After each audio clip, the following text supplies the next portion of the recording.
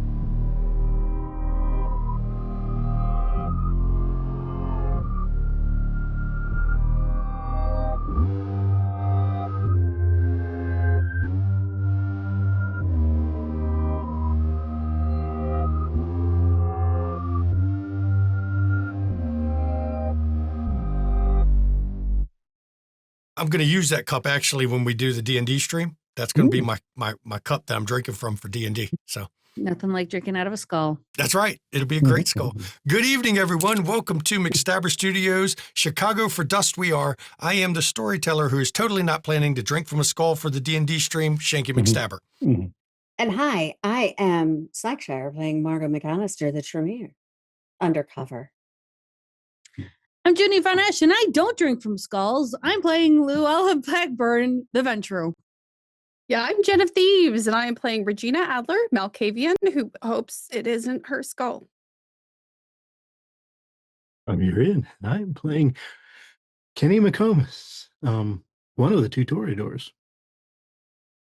Hey everybody, I'm Antara, and tonight I'm playing Lucas Burke of Clan Gangrel. How's it going, everyone? I am Sir Glunicus, and I'll be playing Simon Cartier, the other Toreador, and I'll drink from anything that's a bone. Okay. Wow. Okay, well, last week, this coterie, well, first, Regina and Lucas got to have a nice little meeting with Francisco. I don't think Regina liked what came out of that one. But, hey, at least Lucas covered and didn't tell the truth when they met back with the coterie, because Regina didn't want that shared. Lou was doing some checking on Lucian, and with Kenny's help, has actually arranged a meeting. Margot and Simon went to a costume shop and found out somebody's running around the city acting like Margot, committing felonies to try to set her up. So, we're going to do our quote before we start this. Buying loyalty can be as effective as fear when one's rival is poorer than you are.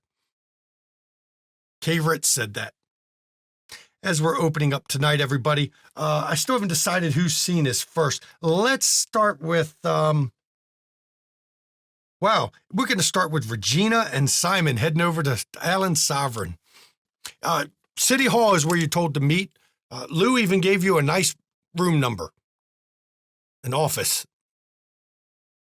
Now, you would expect City Hall to be closed, but it's not. There's nobody there generally, except the cleaning staff, but it is open. I'll let you two have a brief scene on the way over there so that you all can discuss if you've got any game plans for how you're going to talk to Sovereign. We'll see. I turn it over to Regina and Simon for that. So you're going to do the talking, right?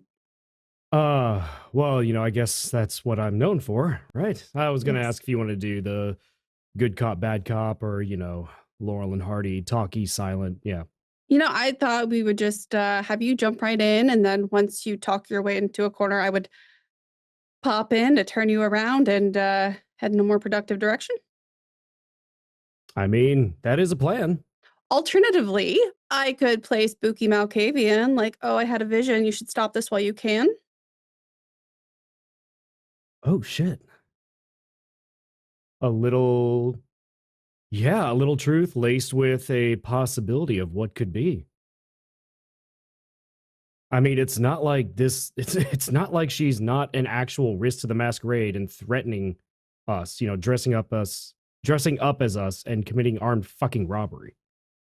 So yeah, maybe seeing. Ooh, what could it escalate to? Armed robbery is pretty far up there. What It's- about I mean, the next step I would imagine is like murder, but I was gonna say kidnapping. oh, well, I guess that says more about me than you. Like kidnapping, no, I mean like murder's next. Like you never Yeah, know what's yeah. gonna happen. Oh, jump a step. But I mean, obviously she's obsessed. Well, yeah. So Well, she's obviously researching some of us because Margot had never been to that costume shop. So she knew to hit that.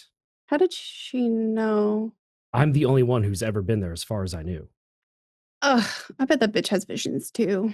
Oh, fuck. Ugh. I hate when people look into my future. I don't think it was your future they looked into. Well, by extension. She just happened to be with me. So you don't want me to read your tarot? Well, I think the last time you offered to do that, you kind of did a 180. Yeah, that got weird. Anyway, A little bit, yeah. All right. Well, yeah, kidnapping. Maybe Kidnapping. she kidnapped Margot. yes, in my dream, no. No. Maybe kidnap one of us to lure Margot out.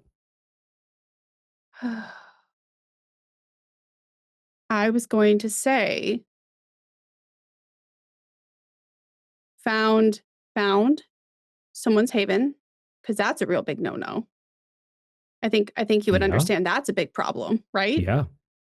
Um, Yeah. I He's mean, and well, yeah. Well, he seems like the kind of person who just he's all about his image. So, I mean, if she's tied to him, all the shit she's doing, yeah, found someone else's haven. found someone else's haven. And ooh, Yeah. I mean, armed robbery, that's pretty extreme. Do you think she knows explosives? I mean, does it matter? No. Oh, she is going to call a SWAT raid on Ooh. someone's haven in the Oh, fuck. daytime. Yeah. When we're defenseless. And when like a bunch of like rando cops can watch someone turn to ash. Yeah. And, I'm sure that our, illustrious prince would not enjoy someone fucking around with his cops. But it's just a vision, so who knows? It may happen, it may not. Only he can stop it. Ideally. I think we have a plan. Yeah, that sounds good. Yep. That's kind of our yeah. I'll warm him up. I'll tickle him up a bit and then we'll come in. Your the what? money shot. Hold on. What? We said I'll start talking. Give him plans or Okay, but whatever, Yeah, to explain what happened and you'll come in with this vision. Yeah, you said tickle. Well, yeah, with words. I'm not gonna. I don't want to touch him. You talk, I'll look really concerned, and then we can go from there. Yeah, I mean, yeah, that works. So as you pull up to City Hall, again, it's open, but you don't really see many people moving around. You can see cleaning staff. There's a guy mopping the floor. as you're walking up to the building, you can actually hear a buffer somewhere in there cleaning up. But it doesn't take, it's not hard to find. Well, actually, it's a little harder than you expected to find the office because it's just a door with a number. There's no title on it. It doesn't say anyone in particular's in there. Matter of fact, if Lou hadn't told you what to look for, you probably would not have found the office. This feels anticlimactic. Okay. Concerned. I'm concerned. You good? You good, Regina? I'm concerned. Yeah, I guess I am a little bit. But hey, look, we got this, right? We don't Simon, actually. please, no, don't pep talk me. I'm really? No, I'm just saying we don't actually have to have this. We just have to act like we have this. Oh, you're so cute. I try. Oh my God. I am so good. Me. All right, ready?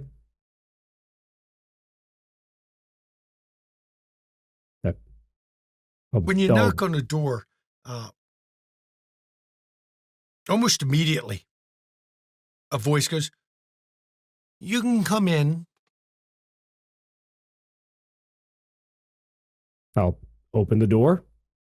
And as you step inside, it's not a bad office. It's got a desk. It's got bookshelves behind it, side table. There's a couch that has two chairs, or not a couch. Sorry, there's in front of the desk are two chairs. There's a couch pushed to the side though.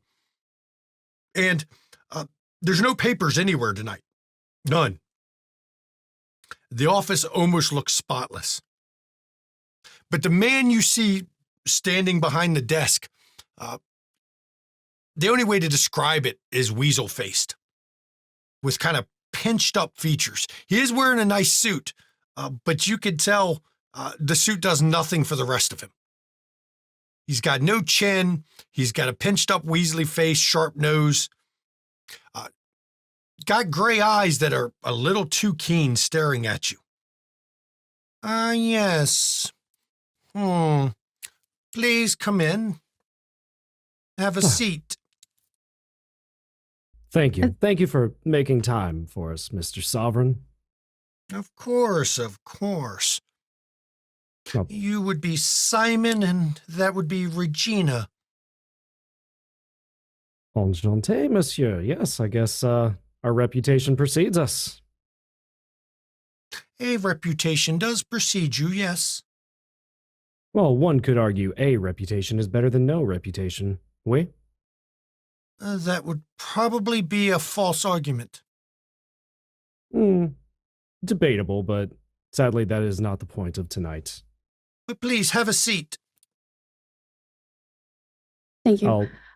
I'm going to, or a perception immediately. Okay, go ahead. Did I clear chat from last time? Nope, let me clear chat just to, boom, makes it easier. There we go. 2 successes. Okay, well, I'm going to give you the obvious right off. He is a vampire. His other one, you get to see his main one. Yeah, where do I want to go with that? I know what he is. I just got to find it. Light green. Fair. Okay. And once you all sit down, he then sits down. He waited for you first. And he steeples his hands on the table and leans forward. So, what can I do for you tonight? Well, Mr. Sovereign, I wish I could say that our meeting tonight was on easier circumstances, but I do believe we have an issue that is exponentially growing out of proportion and into a danger zone. And do you mean you have an issue? Do you mean I have an issue? Is this the royal we? It's been a while since I've used the royal we, but I would say that you, myself, my coterie, and quite possibly, by extension, maybe even some of the other kindred in this city, and even the prince himself. Now, that is a serious statement. Well, What would be the nature of this problem? well, not to cut brass tacks, but there is a waitress at one of your establishments who has taken a particular interest to a member of my coterie. And it seemed innocent enough at first, light stalking, as one does, until she has decided to dress up as her, go around town committing armed fucking robbery involving the police. All because she can sense there's something supernatural about her, that she believes her to be the actual devil. And it's going to get worse. It's going to get so much worse. Well, I have Yeah. so many employees with so many businesses. I don't know them all. Can you be more specific than that? Of course, of course. I believe her name was Amber. And storyteller, I'm sorry, I actually forgot the name of the restaurant. Sylvester's. Thank you, Sylvester's. There's a young lady named Amber working at Sylvester's. Oh. Now, obviously, with respect to Monsieur, we wanted to bring this to you, as she is clearly, either under your employ or under your purview. Granted, if she was just any other human, we would take care of this ourselves to protect the Masquerade and our prince's edict and wishes. But, as I said, with respect to you, we bring this to your table first. It's some serious accusation you have. I don't suppose you would happen to have any proof. I'm sure we could probably get the police reports from the most recent event, a costume shop that I actually personally happened to frequent. She dressed up as our Tremere as much as possible, committed armed robbery, trying to frame a member of our coterie involving the police. She has also been stalking this Tremere, as I said before, and caused scenes at various establishments and domains of other kindred in the city. And I'm sure The next thing is going to be such a mess to clean up. So if we Well, could just stop this now. Be aware, it's not that I'm accusing you of lying, but no. it would not be the first time somebody has come to me and claimed an employee of mine was a problem, wishing me to take care of him, when it turned out it was either a personal grudge against said employee or a way to attempt to deprive me of my own resources. So, proof would be important. You said this is Amber. Yes, I do believe that was her name. I mean, I was almost arrested myself. There, But- all we're asking, it would be very, very, very easy to solve this. All we're asking is that you or someone make Amber forget that Yes. our friend exists. Yeah. That's it. We don't want anything from you. We don't want resources or boons or anything. We just Yeah. want this to stop before it escalates even further. The name is vaguely familiar to me. So if it's not that important to you, maybe we can just one of us can No. etch a sketch. It doesn't really matter whether I know her directly or not. I can't allow the appearance of just anyone doing things to people of my employ. Once that gets out, it creates more problems than it solves. You do it, and then the other people do it, and pretty soon anarchs are thinking they can start shit with me, and then, well, I have to bulldoze half the city. Well, of course, we didn't want it to appear as if you couldn't handle your own. That's why we came immediately to you, and we definitely do not want anarchy. in this city. And of course, we would love to respect and protect our prince's wish and edict, his laws in this town. Well, it would be As, smart to follow his rules. of course, yes. I mean, we risked our own life to save him. Not that you had much choice in that particular matter, but your point is taken.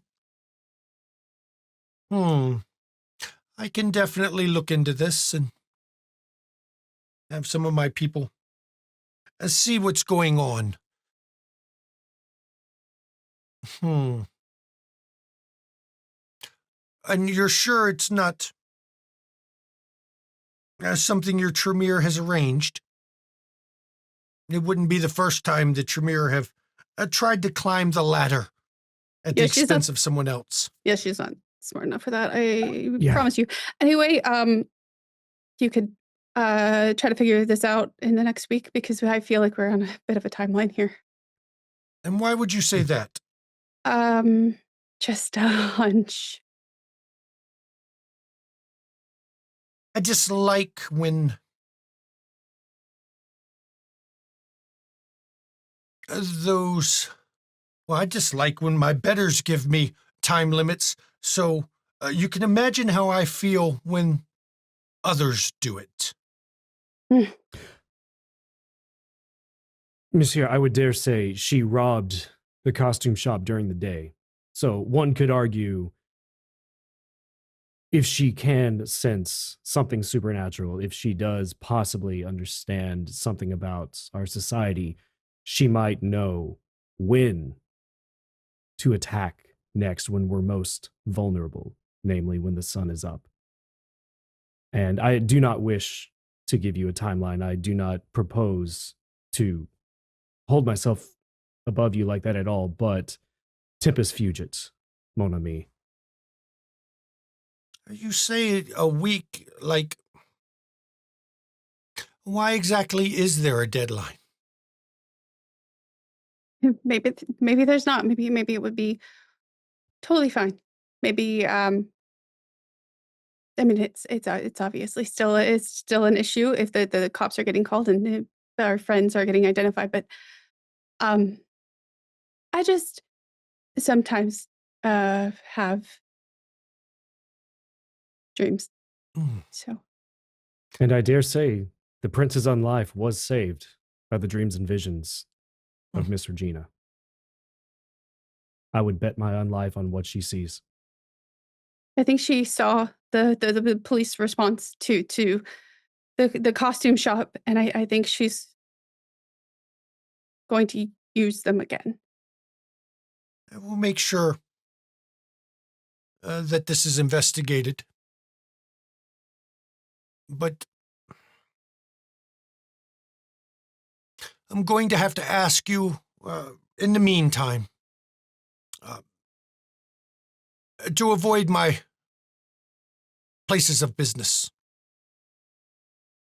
Yeah, of course. That's understandable. We can obviously check to make sure a list of all of your places of business, just to be safe. Unfortunately, that would be handing you too much information about my position. No, I apologize. You may have misunderstood. I meant speaking with our Ventru. I'm sure. Oh, I will not give her all of my places of business. That would be a ready-made blueprint to climb the ladder. So, my suggestion would be to be very careful what businesses you go to. It's fine. I think most of us are going to stay home and keep an eye on our friend in case I'm wrong about when.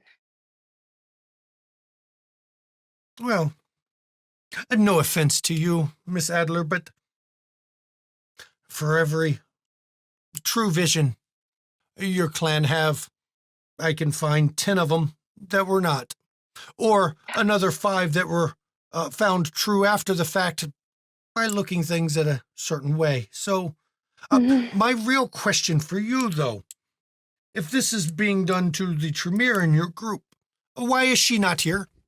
Why did you not bring her to tell me about it? Well, Tremere business. She was called away. And as you know, They're we not don't happy. know. They're not happy about it getting a little messy either. No. I will make sure to bring this up with Nikolai when next I speak with him in Elysia. He really should have made sure that she was one of them to come speak with me, since she is the one being targeted, at least according to you. But don't worry, I will get to the bottom of it, and if it turns out she is causing a problem, I will make sure it gets handled. Thank you. Completely understandable. A hypothetical, just covering all possible bases. Simon. Should- Nope. No, No, go, thank you. please. Oh. Go ahead. Finish what you were going to say. I was going to simply ask your wishes should Amber show her face again. How would you wish us to proceed? Avoid her. Can do. You are kindred. You can't tell me that one measly mortal will impede you from getting away. No. Now, No. then the police is a different subject, but I will speak with Prince Loden and make sure that during my investigation, any kind of misunderstandings about Miss McAllister's identity is kept quiet for now. Thank you. Thank you. But please remember that I am personally making the effort to intercede with Prince Loden and the police for you. I will expect at some point that favor to be repaid. Of course. We value our friends. And As those you that should. decide to assist us. As you should. Well, I will get to the bottom of it. You can rest assured that whatever is going on, I will find out and make sure that it's handled.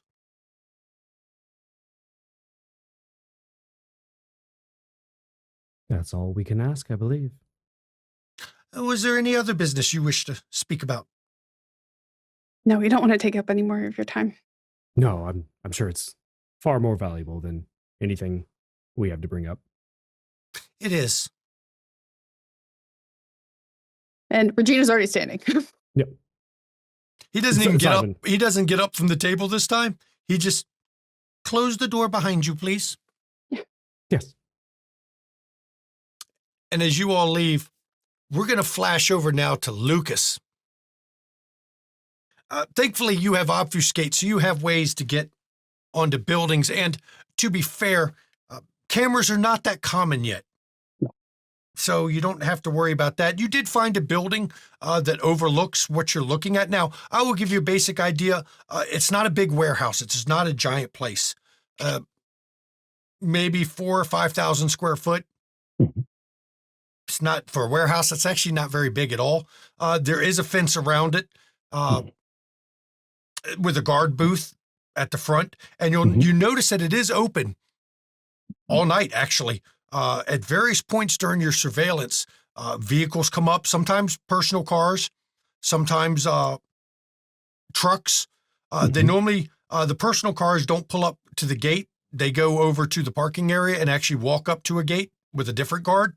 But the trucks, they pull up to the main booth.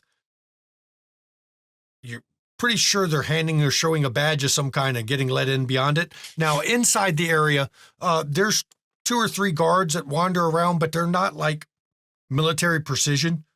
It seems like once every half hour or so, they go and walk around the building. Okay. But they do sign a piece of paper at various points, though, so it's being logged about their doing their checks. But other than that, you don't see much of. I mean, how long are you watching tonight? There's your big question. He's going to get, I mean, he essentially wanted to get that sort of information. Like, how many guards are there usually? How often do they patrol? How often do they switch? That sort of thing. The parking lot has 12 cars in it.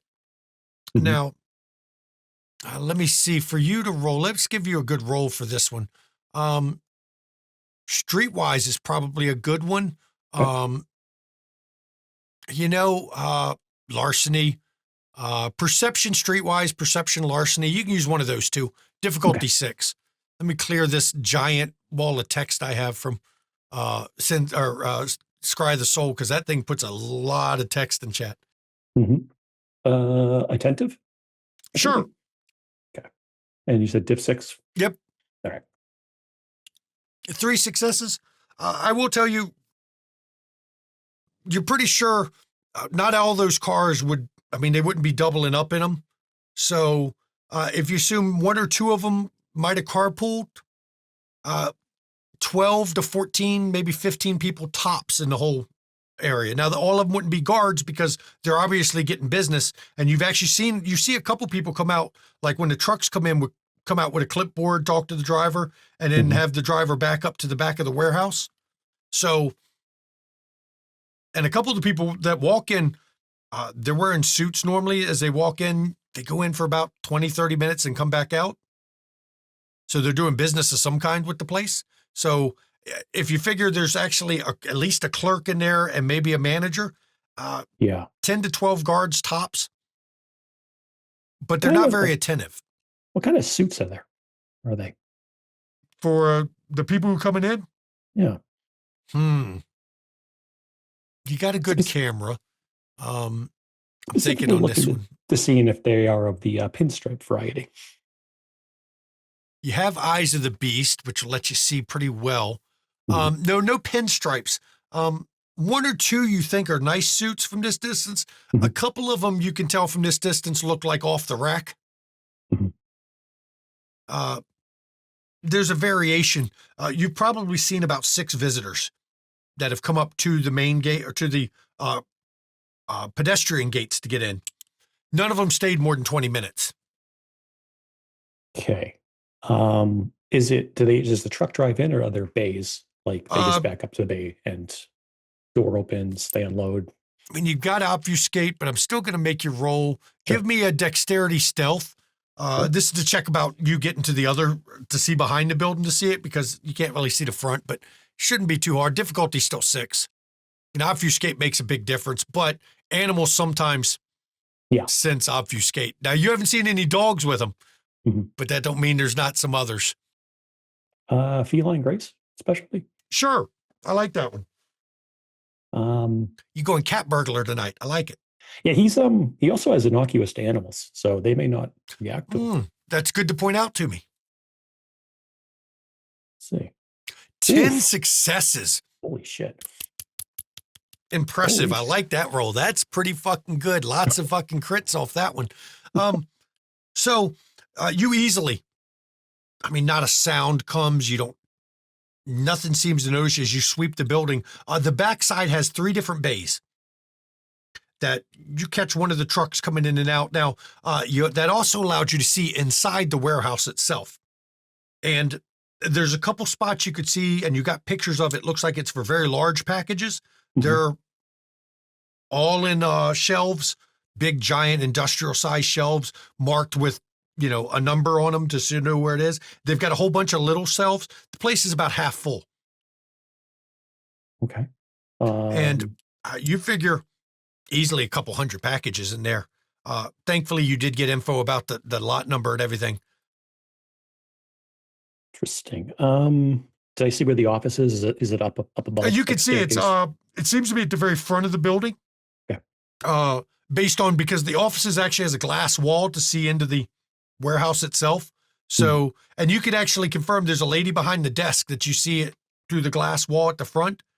And there's a man, he seems to be talking to her, but every once in a while he looks out into the warehouse itself. And you count 6 of the guards just kind of guarding. Actually, they're lounging, talking, drinking coffee, but So variations of Paul Blart. Yeah. Okay. Your opinion as somebody who has gotten around, been on the streets a bit, the security's pretty lax, actually. Okay. They're not Yeah. that attentive. They're half-assing their checks. They're signing the papers, but it seems like the only reason they're doing the checks is to sign the papers, not to actually check. Right. Okay. Huh. Um, feels. Yeah. Lucas isn't sure. Like this feels. I don't know. Like if this is stuff going to an auction overseas, like I feel like someone would be. I mean, I guess it's insured, but it feels like there would be more here.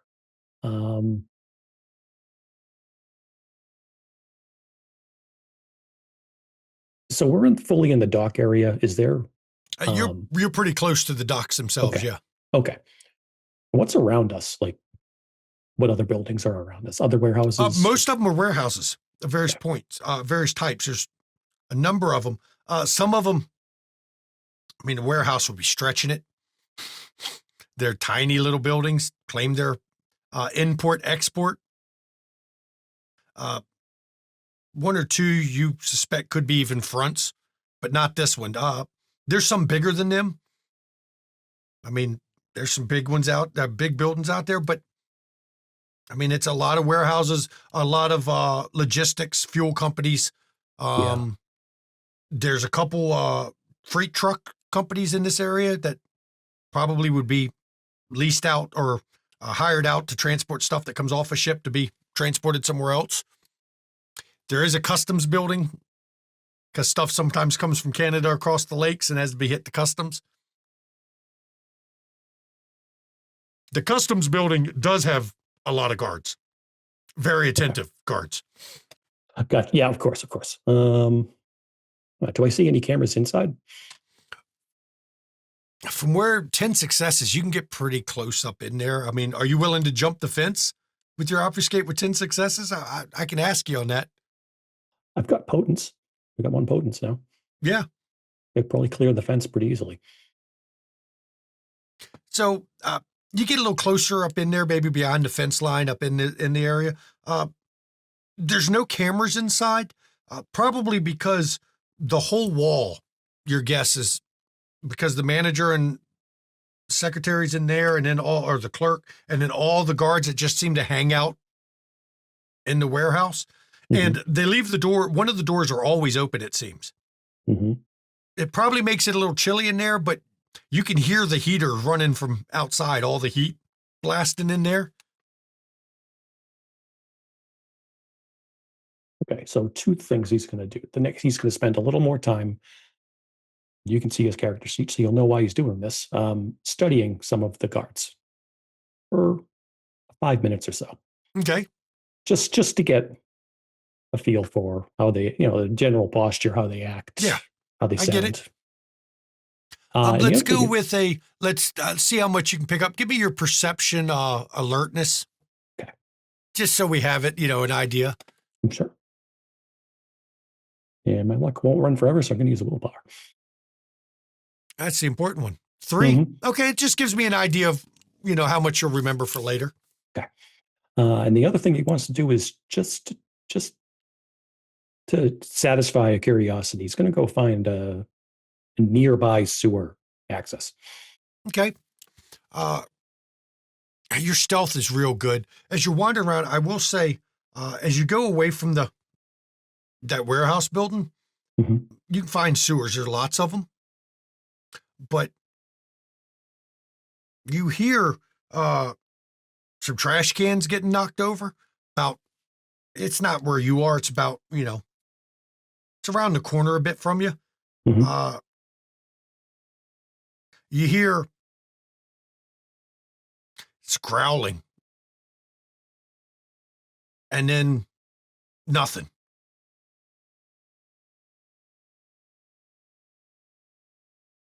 But yeah, you find a sewer entrance. There's lots of them.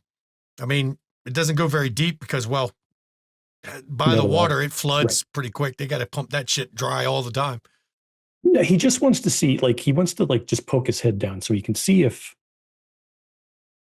it's the sewer stops as it gets under the warehouse. I think I'll roll for that to see. One of those, let's not let my own ideas. No, it doesn't seem to run under it. Okay.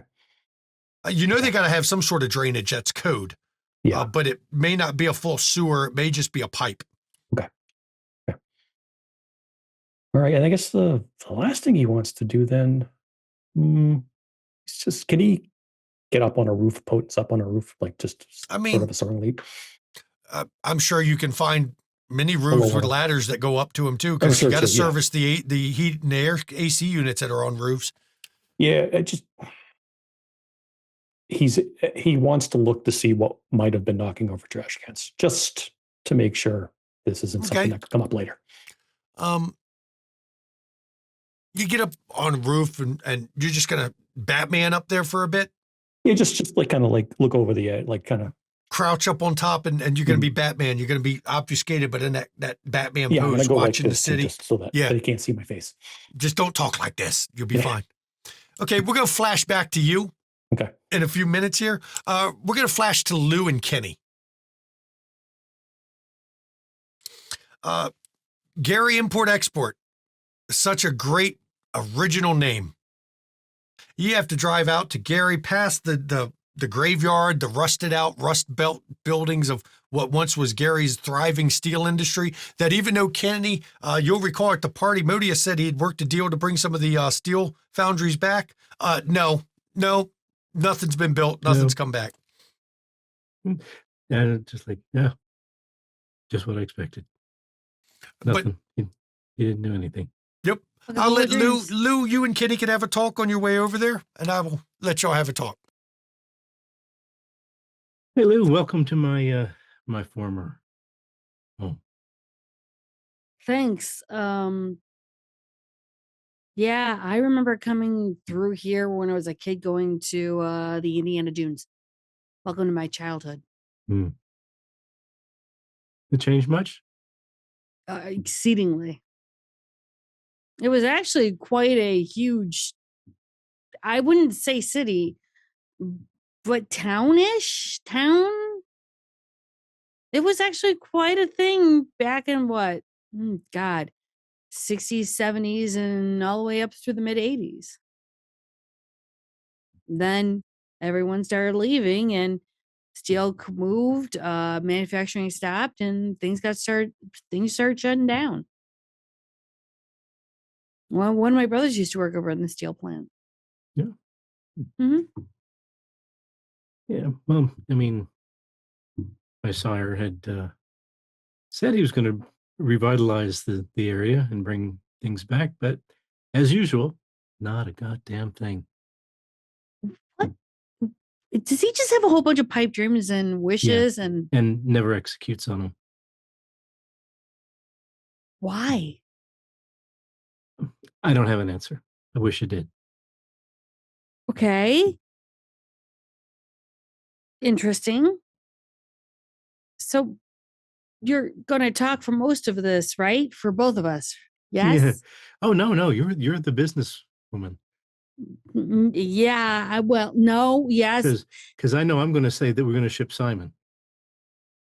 Oh, I mean the piano. I'm sorry. Simon in the piano. He is a piano player, so we could ship Simon with the piano. Yeah, it is something to hear when the old Joanna plays. Not wrong. See? Well, think of it this way. It's helping you practice being more social so you can be quick-witted in Elysium and get yourself moving ahead in politics. Yeah, good point. Thank you.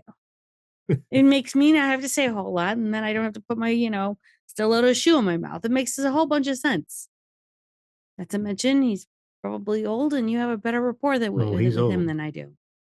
No, that's hard to say. I'm not sure how many people have. Think of it this way. You are now turning around and being better than your sire. That's a low bar. No, it's a bar though. It is a form of measurement that you can say, here's where this is. I have now gone here and I am only going up. Nice try. I see what you did there. What did I do? Pumping me up to do the talking. I'm not just pumping you up. I'm giving you an idea of what you can do in the future so present Kenny can build the foundation for future Kenny. You're never going to let me forget that, are you? No, I'm not. Do you know why? Why? Because it's going to help you get better and quicker with what you're doing and help you plan. Because the better you plan and the better that you think ahead, think of how much more successful you're going to be. No. No. Because if we can do this and we can be more successful, think of how better our mala will look. You're not just doing this for you. You're doing this for your mala. Well, now that you put it that way. Yeah, I know, right? Yeah. Oh, Okay. the world. All right, Mom. Thank you for the lesson. Why am I the mom? I don't understand. Because you're the most responsible. I mean, no, I'm not. Comparatively, yes, you are. You have no idea what I've done on the internet. I can be anyone on the internet. Yeah. Mm-hmm. Are you anyone? Uh-huh. I can be anyone for anyone and anything and do whatever I need to do. And anonymity is something I swim in. Okay. Think of it this way. I wear many, many masks online. That implies that you go almost everywhere. I do. On the internet, it's not that difficult. But if we're playing a game of chess, we have to be at least 2 steps ahead of everyone else. Yeah, and that's where the plotting comes into it. Okay.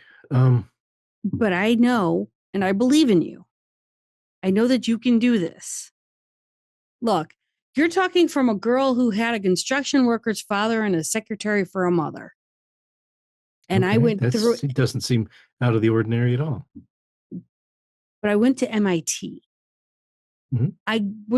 I was working in MIT before all of this. Look at what you are. You are the child of a prince. Wasn't exactly my choice. But it's a title nonetheless. It is. And it is something you can utilize. It is in your cards. And you can utilize that as a poker playing thing if you need to. It's something for status. And the more that you plot and the more that you show that you are better than your sire, think of how that's going to help you with your status, help with your mala, and help you accomplish what you want to do. You're not going to be hooked around with us in the next 50 years. I thought it was for all time. That's sweet. Come on, Kenny. Future Kenny's got a plan, so present Kenny's got to work on it. Yep. Okay. I believe it. Thank you. You're welcome. What? Can I at least get sister title for fuck's sake? Okay. All right. Thank you. And as you pull up to the building, it's got a plain sign, just says Gary Exports. That's it. No import? No import on the front. Nope. I think the import's implied. Yep. No windows on the front of the building, at least. Just a stone block. Kenny, I'm going to point out the ugliness of the building itself. Mm-hmm. Reminiscent of his personality. It does kind of trigger your Toreador side. It's really ugly. You're not happy. Okay. Is there a way that Lou can counter that to give to Kenny to make him feel a little bit happier? No, not really. But thankfully, it's not beautiful because in this edition, you have Enthralled by Beauty. You don't have that problem, but you're just not. This is an ugly ass building. She'll just go, look, I'll buy you a couple more shirts. Well, in that case, I'm all yours. Let's go. Okay. If it only takes a couple of shirts, I mean, shit. I mean, shoes. I'm not my thing really, but shirts. Oh yeah. Okay. All right. When you get in the building, you open the door and step inside. The interior, it's just a square room for the entryway. At least there's some doors that go off it, but the paint is peeling. The ceiling tiles, the drop ceiling is stained from where there were leaks at various points. The carpet, you could smell the mold in the carpet. There's a girl, though, behind a desk. She's actually filing her nails when you come in. And she just barely even looks up as she's filing her nails. Can I help you? Maybe. We have an appointment with Lucian tonight. Yeah, go through that door. And she goes right back to filing her nails. You don't even think she really looked up to see who you were. Okay. I look at her closely. Is there anything outstanding about her appearance? She's wearing she's got a blouse with a sweater over it and slacks. Her nails are painted. Every nail is a different color. Okay. But that's about all you'd see. She's not wearing any other makeup, it seems. Okay. But I mean, nothing that stands out. Like No, I mean, okay. Nothing that stands out, right off. I mean, you could do aura perception if you want. It might be worth it going in. Okay, go ahead then, roll it. And let's see. I will. Yep, just click it. Nice and easy. 2 successes. Her aura, I get the color for it. She is, where is it?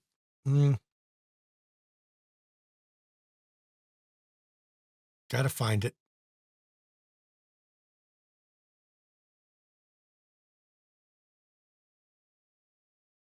I'll find one in here that fit it. I know what it is. I gotta find all these.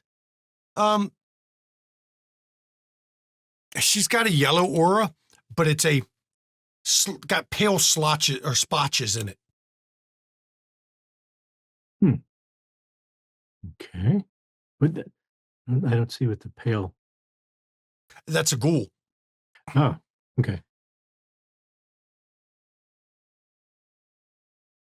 As they walk past, Lou will go, love your nails.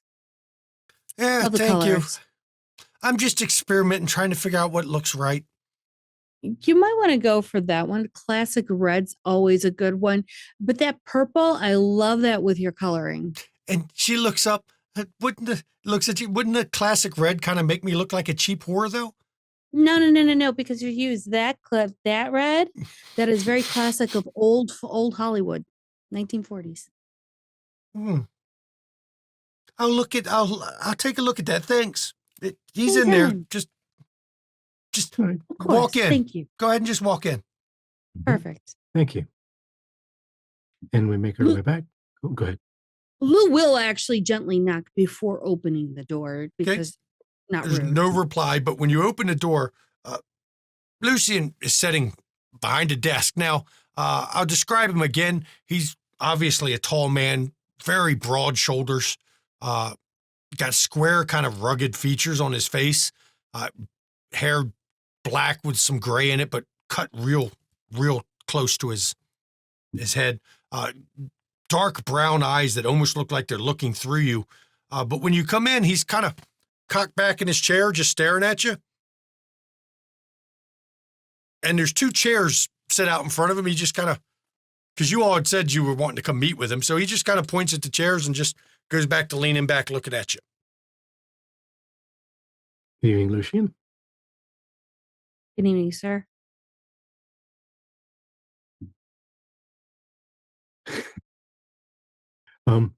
As we discussed on the phone, we have a package that we would like to have sent overseas. Okay. He doesn't move from leaning back. He's still leaning back. Shipping time, size of package, weight of package, special instructions for the package. 500-600 pounds, fragile. No, kept as dry as possible.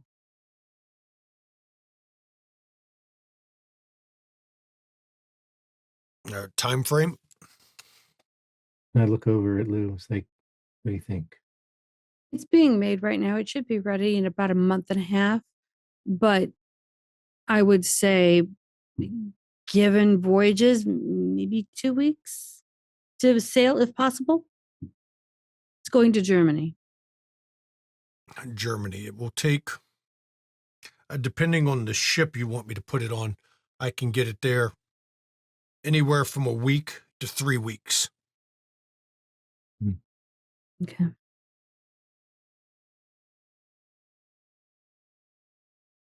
Is there a particular yard you'd like the package delivered to? You can bring it here, or if you'd rather not bring it here, I can have Denise out there give you a location you can have it dropped off, or if you really wish, we can have it picked up. We can pick it up from you. We'll send a freight truck your way. Junie has forgotten, storyteller, the name of the name of the shipping company that Lucas is citing out where the saxophone is. I don't remember either, so we'll just say good. you give him the name. And she'll go, well, I was thinking about this place. Is that part of your connections, or would that not be something you would be, that is not a place that I would drop that off at? Well, all of the docks are my place. One business works as well as the other. To me, it doesn't really matter.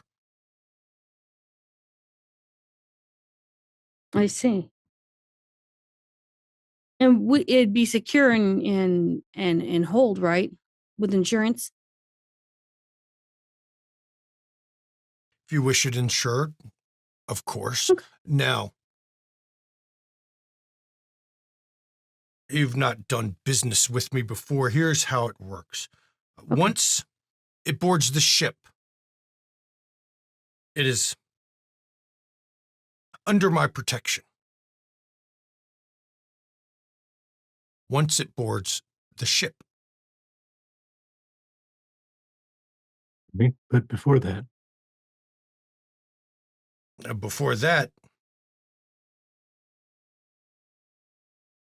is not my concern. You'll see I have agreements with the prince. The lakes are mine. The docks themselves are mine. The warehouses are not mine, though do not get any ideas. The people who work at those warehouses are mine. I take a very dim view of anyone feeding on my people, injuring my people, or otherwise disrupting the business. So the company you wish to have it stored with in the meantime is your decision. If you want the maximum security, you wait until it's loading day to have it delivered, and then we will put it right on the ship to make sure that it is safe. Understood. It also prevents you from having to pay for warehouse space, so that is a win, I guess. Lou is taking notes about everything he is saying right now. as Junie is right now. Now, as you were saying, it's comes under your protection once it boards the boat. We do have some concerns about security on this particular package. It's of importance to our client. Has there ever been any problems with other packages their transit being disrupted while these? It is the warehouses. People do rob them from time to time. People do commit larceny and breaking and entering, and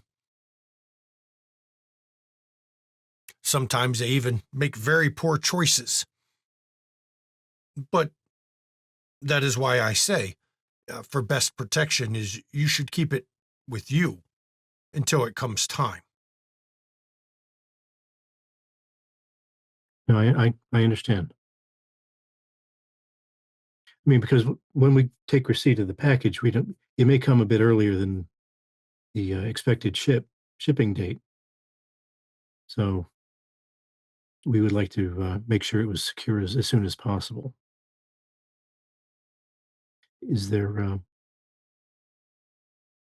anyone in particular we could contract security with? It depends on what kind of problems you're expecting. Well, If you want the best kind of security from the lowlifes, I would recommend you speak with Mr. Jackson. Kevin Jackson? That would be the one. For a fee, he will make sure that the word on the street is that package should not be touched. Understood. For an even bigger fee, he will make sure the word on the street not only goes out, he will assign a detail to watch it. Understood.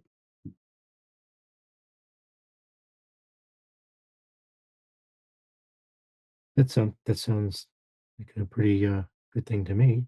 What do you think? No, that's excellent to hear. And I do appreciate you giving me all that.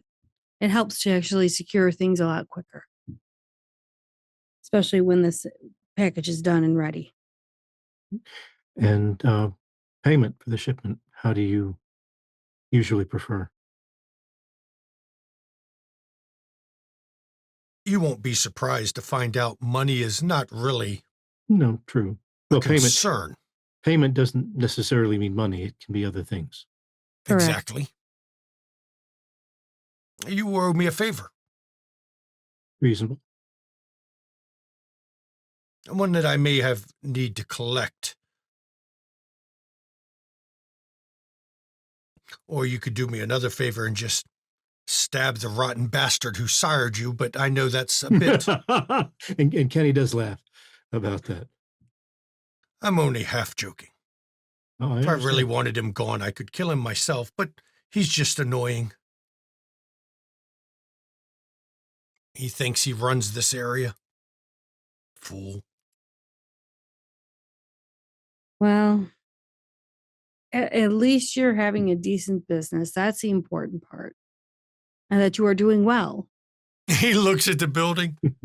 I'm not looking at the shell of where you are sitting at. I am talking about the connections and the means through Chicago. I think that's an excellent way to go through. At least for the water. Of course, that is your domain. I tried to get my hooks in the airport, but that didn't work out very well.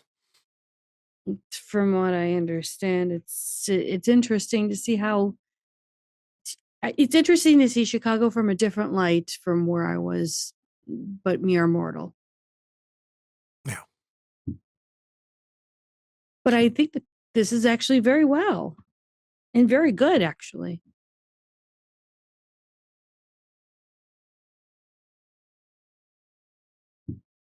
So if we have a deal, just contact Denise with whether you need it picked up or you'll be dropping it off.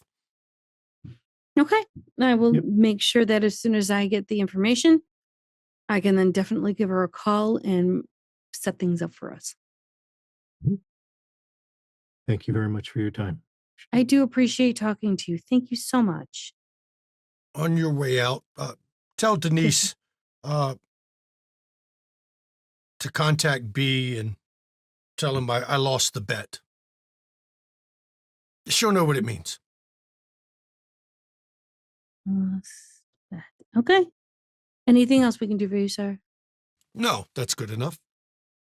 I appreciate your time. Thank you so much. And she'll actually get up and extend her hand to him as any venture would for a closing of a deal, but she's being sincere about this. He looks at it a second and then pulls his hands out from behind his head and leans forward in the desk. And when he leans forward like that, the desk looks awful small next to him as he reaches his hand out and shakes. And he's got he doesn't crush your hand, but his hand like engulfs yours. Yes. It like disappears in his hand. Thank you so much. And I do appreciate this. I hope you have a wonderful evening. Safe hunting to you. Thank you. And she gives a firm handshake. And when she's done, she will leave. And as they're walking out, she'll tell Denise to contact B and say he lost the bet. And finally, she cracks a smile. Of course he did. Man can't bet to save his soul. I hope it was not a large bet. I don't know. I just passed the messages. I'm just secretary. I mean, as we all are just messengers in this game of life. Yep. And as you all leave, we're flashing to Margot. Margot, you have gone down the Navy Pier of all places, and we're told to wait at the base of the giant Ferris wheel so that you could meet Garwood.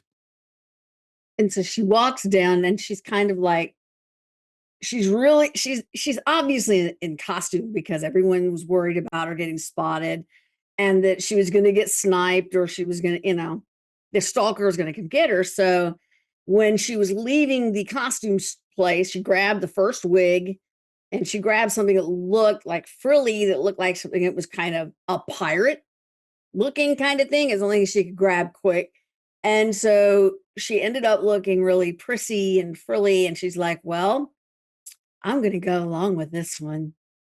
So she's walking up, trying to hold her hands very inside, like she remembers all of the, kids in the neighborhood that went to church. And so she's trying to, And so she's looking. You've seen Garwood before. He was at Annabelle's party.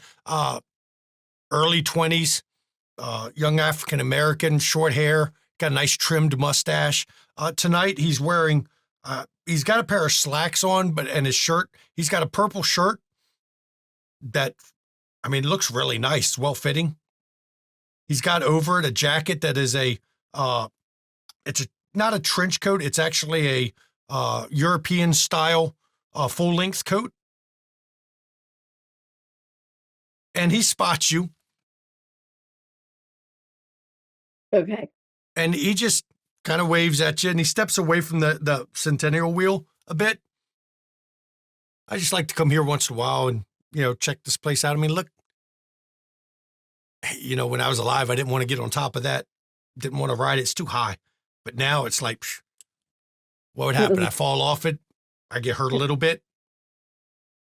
Heal up a little. Walk off. Beautiful out here. It is. And you can stand out here, when it gets really quiet. Mm-hmm. After stuff starts closing, you can just stand out here and hear the water lapping. It's kind of like a poetic scene. Yeah, it is in some ways. Jules and I don't come out here that often. She says the lake creeps her out a little bit, but it's the colors. Look at the wonderful colors. And even the smell in the air. It is so serene. She's the one that suggested I speak with you. She's going to be surprised you actually did. She was figuring you weren't going to speak with me. But I have a question. Why do you look like that? Well, it's rather unfortunate. When I went to an event or and okay, a date with Kenny. We went. Oh, there you go. It was just a very friendship, opportunity Look. to get to know each other. One Tremere to another, I'll tell you. You can learn some shit from the Toreador in certain areas, and one of them happens to be some of the romantic arts. They're quite skilled.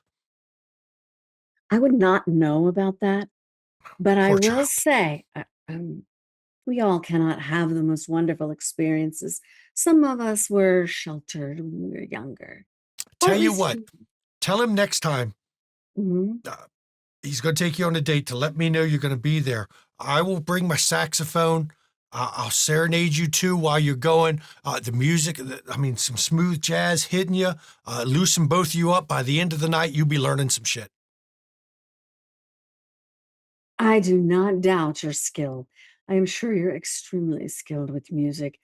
Speaking of skills, what I did want to ask is, obviously you're from the same, you know, family as I am. So what do I need to know? Information speaking. And there's not like people around you. You can talk how you want to here. But he looks you over. You want to learn how to, I can't say fit in. It's easy to fit in. You're just wanting to learn the secrets.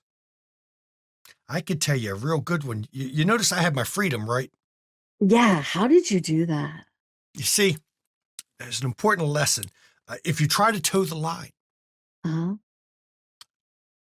and you're too good at it, they will think you're up to something because they haven't caught you doing stuff.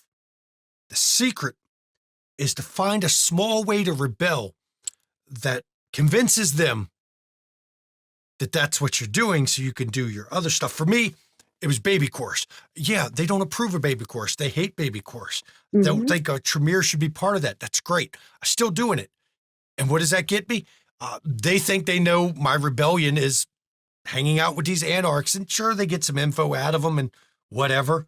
I get to play music and do what I want because they think they know what I'm doing all the time, you see? You have to give them something that you're not supposed to be doing, that you're doing, nothing too bad, but you give it to them, and then they think they know what you're doing all the time, you see? But if you're too good, that's suspicious. No Tremere is that Well, good. you see, that's the thing, is I'm accidentally always kind of doing stuff that's bad. Like, I went to Chinatown and I brought back a gift, and that wasn't Was it considered. really a gift? I don't know. It hasn't done anything bad, but it's at the Chantry, so Hasn't done anything bad that you know of. right. But it's not near. It's at the Chantry. And Nikolai knows about it? Yeah. Then just leave it there. If Oh, he let it be in the uh-huh. Chantry and didn't have you and it thrown out, then Yeah. leave it there. It's going to have to be some pretty powerful shit to get past the wards in that fucking place. Right. So just leave it in there. So what can I do that's kind of a little bad, but not too bad? I don't know. You seem to be starting off pretty well if you're going on dates with a Toreador. No, but that was because we were learning information, and I think the rest of the coterie feel kind of sorry for me, and so they keep trying to match me up with people. But in all honesty, I really don't need that. But it is so kind of them. But you see, well, they might not believe that. See, I know some things of your group. If you were going out with Kenny, he's child of Modius. Mhm. So Nikolai's not going to think of that as rebellion. He's going to think you're trying to pump Kenny for information. So that won't really do it. For good rebellion, little things. Like what? I'm trying to think of a good one that would fit you. I don't know that much about you. Jules told me some, but you got to find. Ask. I'll tell. Well, you got to find something that's not too bad. I mean, if you show up to Elysia running around naked, that's not rebellion. That's insulting the clan. Yeah, I would not do that. I'm too pristine. I would not do this. I'm thinking on this one. Chinatown won't do it because they want you to get information. Right. I mean, for me, I took up a musical instrument. That just fucking, I mean, I was doing it before, but Tremere don't play music. Tremere don't get up and sing that jazz, and they certainly don't sing any of that other new stuff. And it's like, dude, just stop. I'm more of an information-seeking person. Well, I mean, if I could shoot lightning, any I'd kind be of thrilled, information you're but seeking, they're going to be expecting that. Okay, I that's know. that's not rebellion. That's being Tremere. We're always putting our noses in, well, most of them are putting their noses into some odd shit. So, it's really funny getting them to think that that's all I'm about. But go ahead. I mean, Give me little something rebellion. good to Find do. you some anarchs to hang out with. Ooh. Just hanging out with them. Don't do it. Just be seen with an anarch once in a while. Doesn't have to be doing anything. Just talk to an anarch. I mean, look at me. I'm in a Who would band be with, a I'm good in a one? band that are half anarchs. And trust me, they suspicious as shit of me for that. But that's what they focus on. And sure, they ask me a lot of damn questions about what the anarchs said this week and what did Damien say. And, but you know what? That gives them something to focus on. Okay, so who would be a good anarch? And what would I tell them would be my reason for hanging out with them? Don't give them a reason. Say you're trying to make new friends. Who'd be a good anarch then? See, there's the hard part. What about one that has a motorcycle? I mean, there's a number of those in the city. Good room. Well, I mean, it really pissed them off if you were hanging out with Daddy D, but Who? it's Daddy D. I have no idea who that is. Not many people know he's still in the city. If the prince knew he was in the city, he'd fucking flip his fucking lid. And let me tell you, Balthazar doesn't like him either.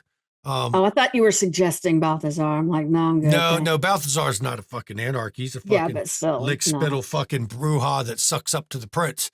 Yeah, no.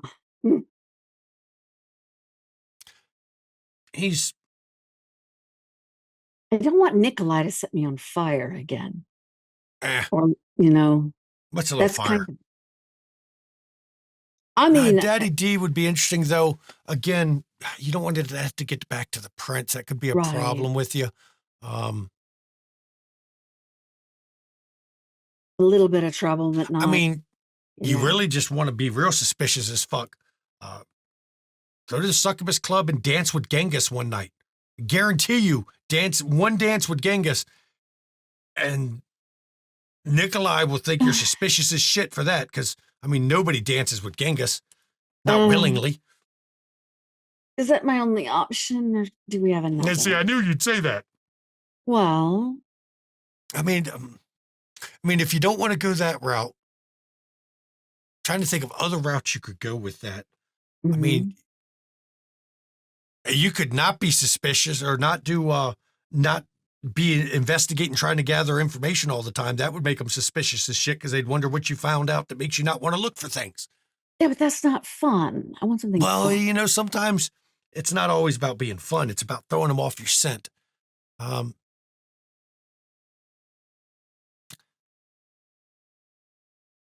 mean, if you really want to be suspicious, start going to Annabelle's parties. I don't think she likes me very much. Does she like anyone? Yeah, but I kind of started stuff.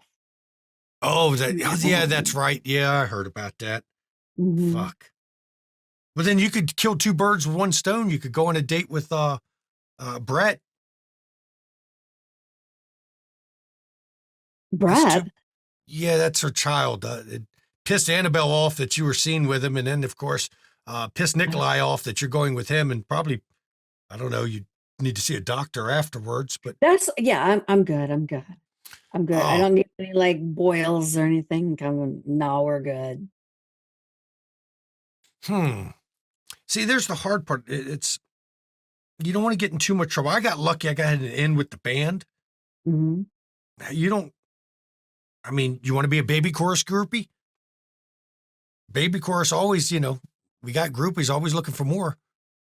But I mean, what would I do as a groupie? I've never really been. Show up to the shows. Come out to the baby chorus performances. Be in the audience. Cheer us on. Get you some merch. Got to get you some merch, of course. You got to wear the baby chorus T-shirt and But what would show that up. do? That's The band is half Anarch. The band has Damien in it. I mean, first of all, there's nothing Cam about that little fool. Okay, that right there sets it off immediately. So tell me about this Damien.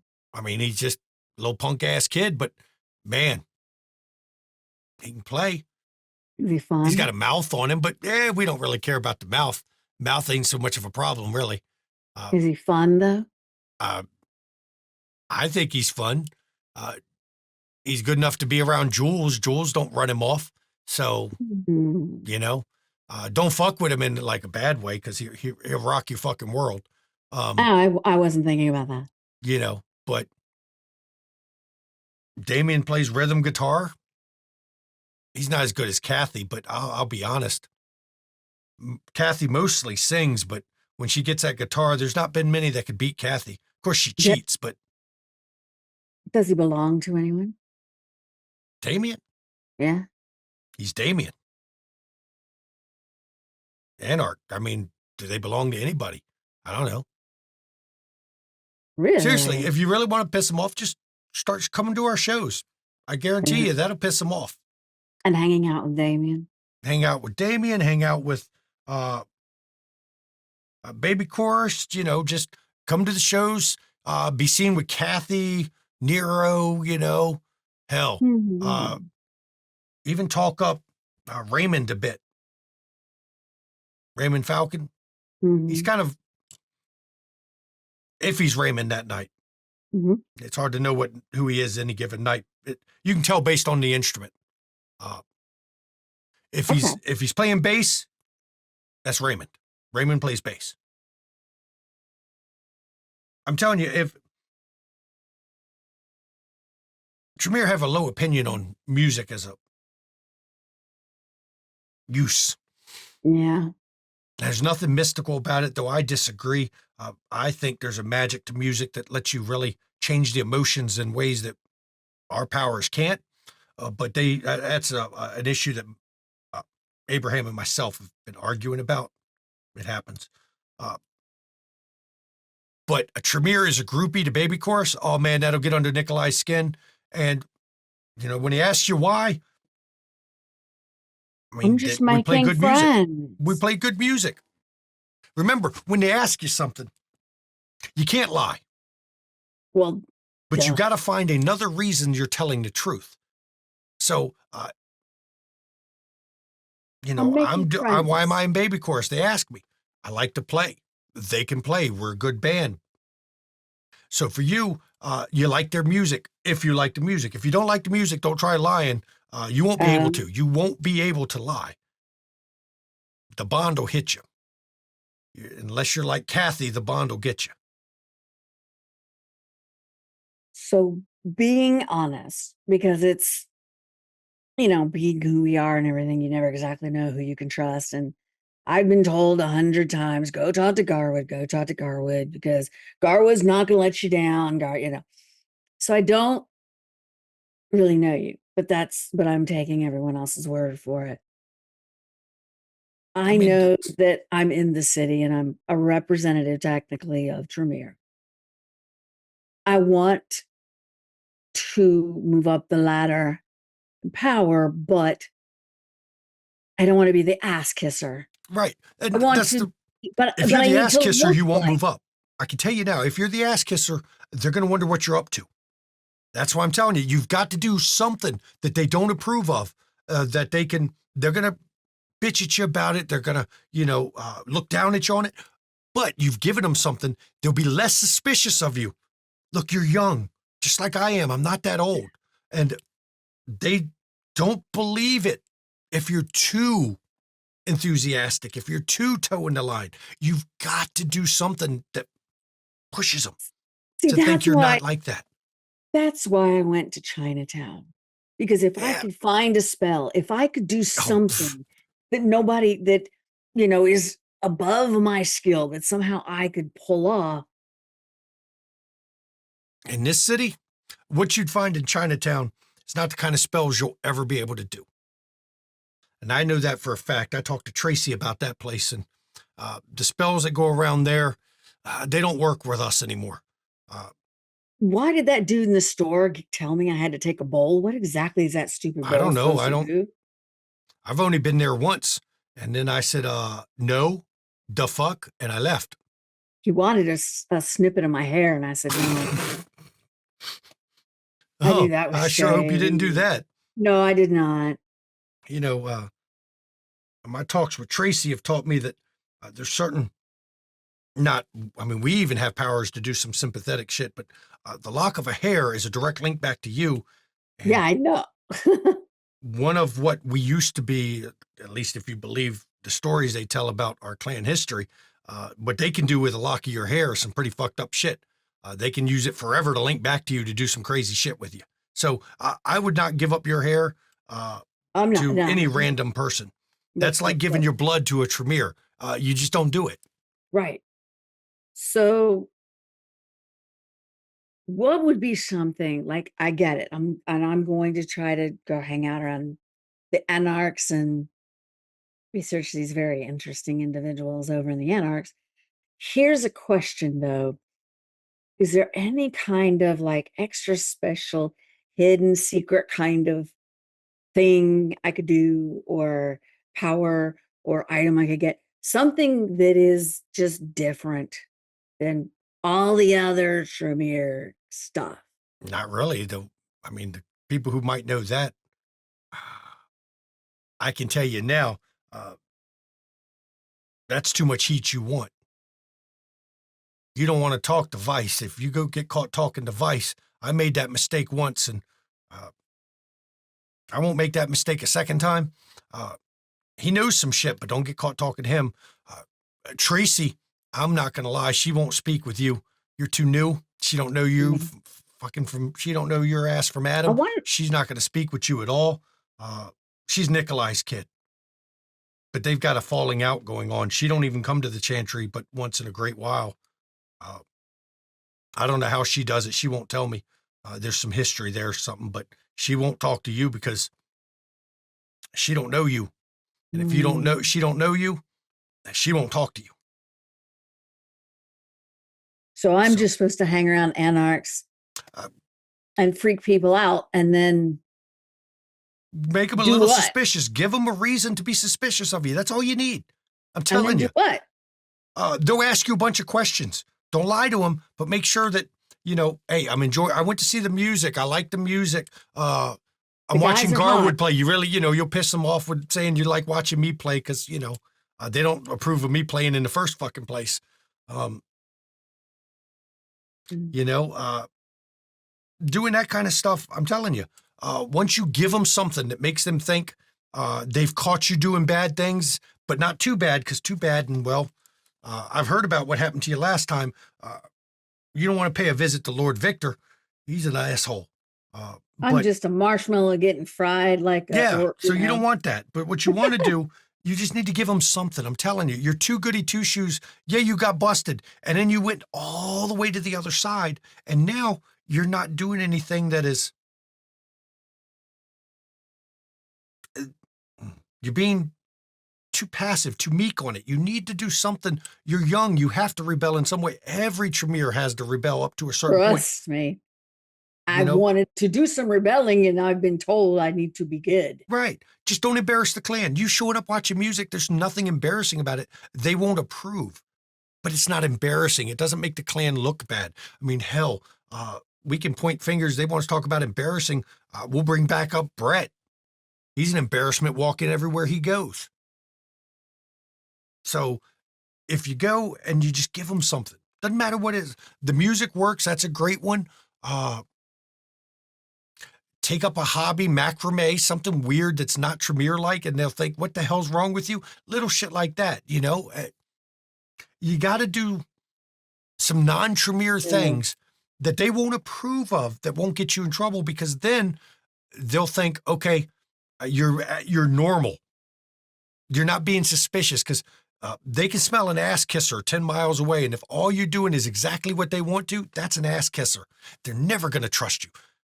Nikolai will never let you get anywhere near anything important because he doesn't trust you, because no one kisses ass in Clan Tremere. We are not a clan of ass kissers. You do realize that half of the attitude that I give my coterie is just a load of bullshit and it's an act. That's called being Tremere too. In other words, it just makes them think I'm stupid or That's being Tremere. dingy. You always or want whatever. people to either underestimate us or be too afraid to do anything. But That's I'm it. telling you, you've got to give them something. You right now, I've seen it. You're acting too Tremere. You're doing the inquisitive. I'm hearing rumors in Elysia about you and the harpies. Let me tell you, Jules gives me all the good harpy info on that. You're always trying to pump everyone for information, and it's obvious, and they know what you're doing. Some of them give you stuff, but they know what you're doing. You're being too Tremere, and that's too much like ass kissing, and Nikolai will never trust you. Abraham will never trust you. You need to give them something to get something. And by give them something non-Tremere, suspicious, but not too bad. See, you got to be smooth with it. It's like jazz. You be smooth with it, you know, and just earworm your way in that way. Because I'm not lying. Trust me. After they catch you and they disapprove a little bit, you'll see Nikolai's stick come a little bit out of his ass. Just a little bit. You'll never get rid of it all, but he'll loosen that stick up a little. So, Anarchs are okay to hang out with. Is there any other groups of our kind, not our kind, or anything that would stir the pot? But I mean, you could go to the Succubus Club. That's one. It's not my thing. I don't go because, like the blood doll shit that goes on there is just weird as shit. Why are they emulating us? I meant like not our kind. Like I've read books about other kinds of creatures and stuff. I can't hang around them, right? There's no other supernaturals in this city that will want to fuck with us right now and want to be near us. Okay. The werewolves will eat you. The mages will study you. Oh, no, I'm good. I don't need that. The fae, I mean, look at this damn city. Good luck finding a lot of fae around here. You won't find many of those. The ghosts, they got their own problems. I know about one of those. Yeah, they got their own shit going on. And any of the others, I don't know anything about all the rest of them, but that won't help you. Trust me, anything other than us that you start fucking with around in this city, 9 times out of 10, they're going to try to kill you, study you, or eat you. I know there was someone that I was told not to associate with by Nikolai. I would assume I should not associate with them. That's Heinrich or Eric. That's Eric Weiss. It's Harry fucking Houdini. Yeah. Yeah, he's a fucking. So don't go near him, right? Or Nikolai's gonna have my ass. He's anti-tribute to Clan Tremere. He's declared. He's kill on sight to the clan. He has been declared a rebel. No. That's a no. He's been exiled. He's a Tremere who's not bound to the pyramid. So that's not allowed. Yeah, don't. Right. I'm telling you, you want to get in trouble, be caught around him. I was told. You'll get a lie bath. I was told. So I'm just asking. You're the guy. I'm warning you. He is one. Don't. If you see him, go the other way. Just in case someone might think you were hanging out with him. Trust me. And the problem is he hangs out with the fucking wolf pack all the time, which is the only reason Nikolai hasn't gotten his fucking claws in him and fucking burned him to a cinder, because he doesn't want to have to deal with fucking Tyrus and that fucking crew. Tyrus has extended his protection to Eric. Mm-hmm. And because of that, Nikolai knows that if something happens to Eric, he's the first suspect. And Tyrus may be an old dog, and you can't teach an old dog new tricks, but that motherfucker knows some tricks already. Mm-hmm. And rumor has it, it's just a rumor, his boy Right. Dredd can bring 10, 15,000 Hell's Angels down on the city anytime he wants. You don't, Nikolai don't want to fuck around like that. Hmm. Well, I guess that's my option, is just to hang around a bunch of anarchs. And go to the Over at- concerts. Do some non-Shamir Yeah. thing. That's my advice. Best advice I can give you. You know any secrets you want to share? Nope. You're I not getting thought it I'd out of at me least like that. ask. You had to try. I just thought I'd ask. And we're going to flash over here right before we go to break. We got to go back to Lucas a minute because he's been on the building. Lucas, you get a good spot in the building and you're looking. And I'm going to tell you, the biggest damn English Mastiff you've ever seen comes out from an alleyway about a block down from you. And it's not sniffing the ground, it's sniffing the air. Mm-hmm. Biggest damn English Mastiff you've ever seen. Sniffing the air and its head swinging around side to side. You even hear just a woof as it's huffing. I'm out. I And know. right here, everybody, is where we're going to go to break. It's a little bit late. Sorry about that, but we had to give everybody their scenes. We'll see everybody in 10 minutes, 40 seconds. Please enjoy the break. I mean, that is a thing. Some people like that, okay? I'm not judging. So welcome back, everybody. Sorry for the long first half. I wanted to make sure everybody had enough time to do their full scenes, to give everybody a chance to really, do what they want to do here. As we're back from break, though, where we ended break was Lucas seeing a giant, like the biggest fucking English Mastiff he's ever seen. I mean, those dogs are pretty heavy, stocky some bitches normally. This one's got to be breaking 200 pounds of Mastiff, though, rather than the normal 100, 130 pounds. It's a big boy. And you're on the building, still obfuscated, of course. Mm-hmm. What's Simon doing? It doesn't seem to know where you are. It's weaving, it's doing its head back and forth and sniffing the air. Every once in a while, it does a big, deep throaty woof. I know you meant Lucas, but it's fine. Yeah, I'm sorry. My Simon aphasia's doesn't wanna kicking be in. there. Oh, shit. Because I do have aphasia on that. Damn it. Okay. Nope, he doesn't know what this is. He doesn't know if he could see through his obfuscate or whatever. So he's just going to back up from the edge to put some roof between us. Okay. And then he's gone. You're taking a run for it. Oh yeah. Okay. He understands the lesson of predator and prey, and it's a shifting stance. One He doesn't minute know this. you're the predator, one minute you're the prey. Mm-hmm. Now, thankfully, it's not between you and your car. So you've got an angle you can go. And you bust right out of there. As you're driving away, it does step out behind you quite a bit. And it's watching you as you're driving away, but it's not following, it's not moving. It just seems to be staring the direction of your car with its head kind of tilted, just watching you. Now we're flashing to Margot real quick as she's leaving the pier. How did you get to the pier? I do have to ask you that. I would say she had honestly, I would think somebody maybe from the Chantry dropped her off, and she's just like walking back to the same area to get picked up. They probably wouldn't pick you up. You'd probably have to catch a taxi. Okay, I'd catch a taxi then. Okay. As you're standing on the street, real quick, give me perception alertness. There we go. Okay, fine. Perception alertness. I mean, this is Chicago. There's taxis, especially in 94. Right. There's taxis everywhere. This is before the Uber days that killed all the taxis. So, taxis. I'm using a willpower. Go ahead. 2 successes. Okay, that's good to know. As you're standing right at the edge of the street and you're waving, trying to get somebody to come, give me dexterity and athletics, please. Difficulty will be 6. Dexterity. Yep, and athletics. I'm gonna use willpower again. Good idea. Yeah. 4 successes, pretty good. Now let me roll mine.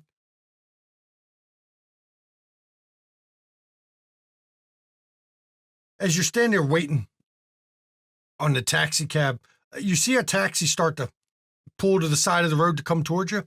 Then you hear a screeching of tires as from the other direction, a car swerves from the opposite lane right at you. You got enough successes. You managed to dodge out of the way as it plows right where you were standing, clips the taxi that was coming to get you, and shoots off down the street. Is there anything that she could identify? The license tag says life sucks. LYFSUX. Is it going the direction of her house? No, but it's going the opposite direction of where you were going. Would I be able to come back and give do me, like let me do one more. I'll let you roll one more time a perception alertness. Okay. See if you could notice anything about who was driving. 6, right? Yep. I'm going to use willpower again. That's Just what in it's case. for. 4 successes. There was a glimpse of white. White. Yeah. Either they're wearing a white outfit or white hair, or I mean, there was some you can see through the back of the car flashes of white as it drives away. So that would have to be hair if I'm looking through the back windshield of the car. The only thing you can see is the head. If it's a big enough person, you'd see the shoulders sticking above the seat if they're a big enough person. If I were to leave the scene and come back later, could I do trail of prey? Nope, you do not get enough to do it. So I wouldn't be able to do that anyway. And the taxi, the driver that was going to pick you up, he gets out and he's screaming towards the car. You motherfucker, you hit me and run. Get back here. I'm calling the fucking police on your ass. And that car is not going to be able to take me anywhere, right? So I got to flag down You got another to flag one. another one, yep. You flag another, I mean, it's a number of taxis. You get another one as that dude screaming, looking at the front of his taxi, screaming again, shaking his fist. I know people, I'm going to get you fucked up. I'm going to find you. Margo's just going to flag the dude down. Hey, can I give you an address to take me there, please? Sure. And it's going to be probably, I'm going to say, a block away from the coterie house because now she's paranoid. Okay. And she'll just walk the block. And we will convene now for the coterie has gathered once again with everyone doing different shit and everyone has their own information. And Margot's still a little paranoid, watching over her shoulder for a car coming to hit her. And I'll turn it over to the coterie.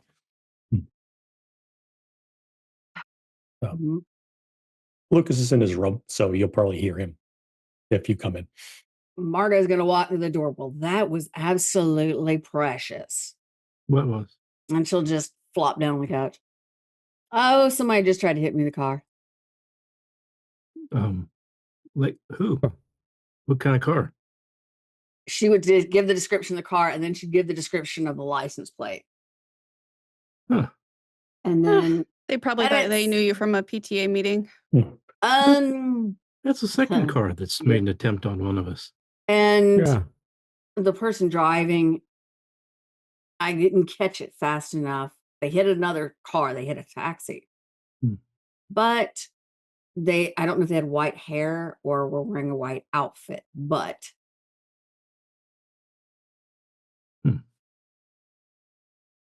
Let's see. I think what's a good one for this one? Intelligence investigation. If anyone wants to roll it, you can roll that. You know, for putting some shit together in your head. me too.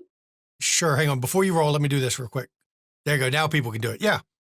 Intelligence investigation. Yeah. Now that you're, the event's passed, you got more time to think on it. Sure. You can roll it. Can I use problem solving? Sure. Kenny got 4 from Regina. This is double 4s. I got a pair of 4s.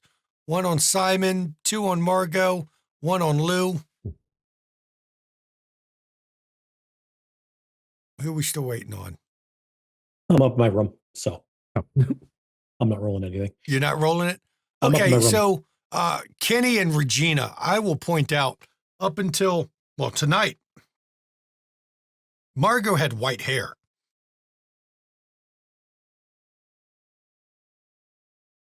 How does she keep knowing where you are? Do I even look like myself? No, but That's the thing. yeah. Normally you would have white hair. Right. Oh no. Oh.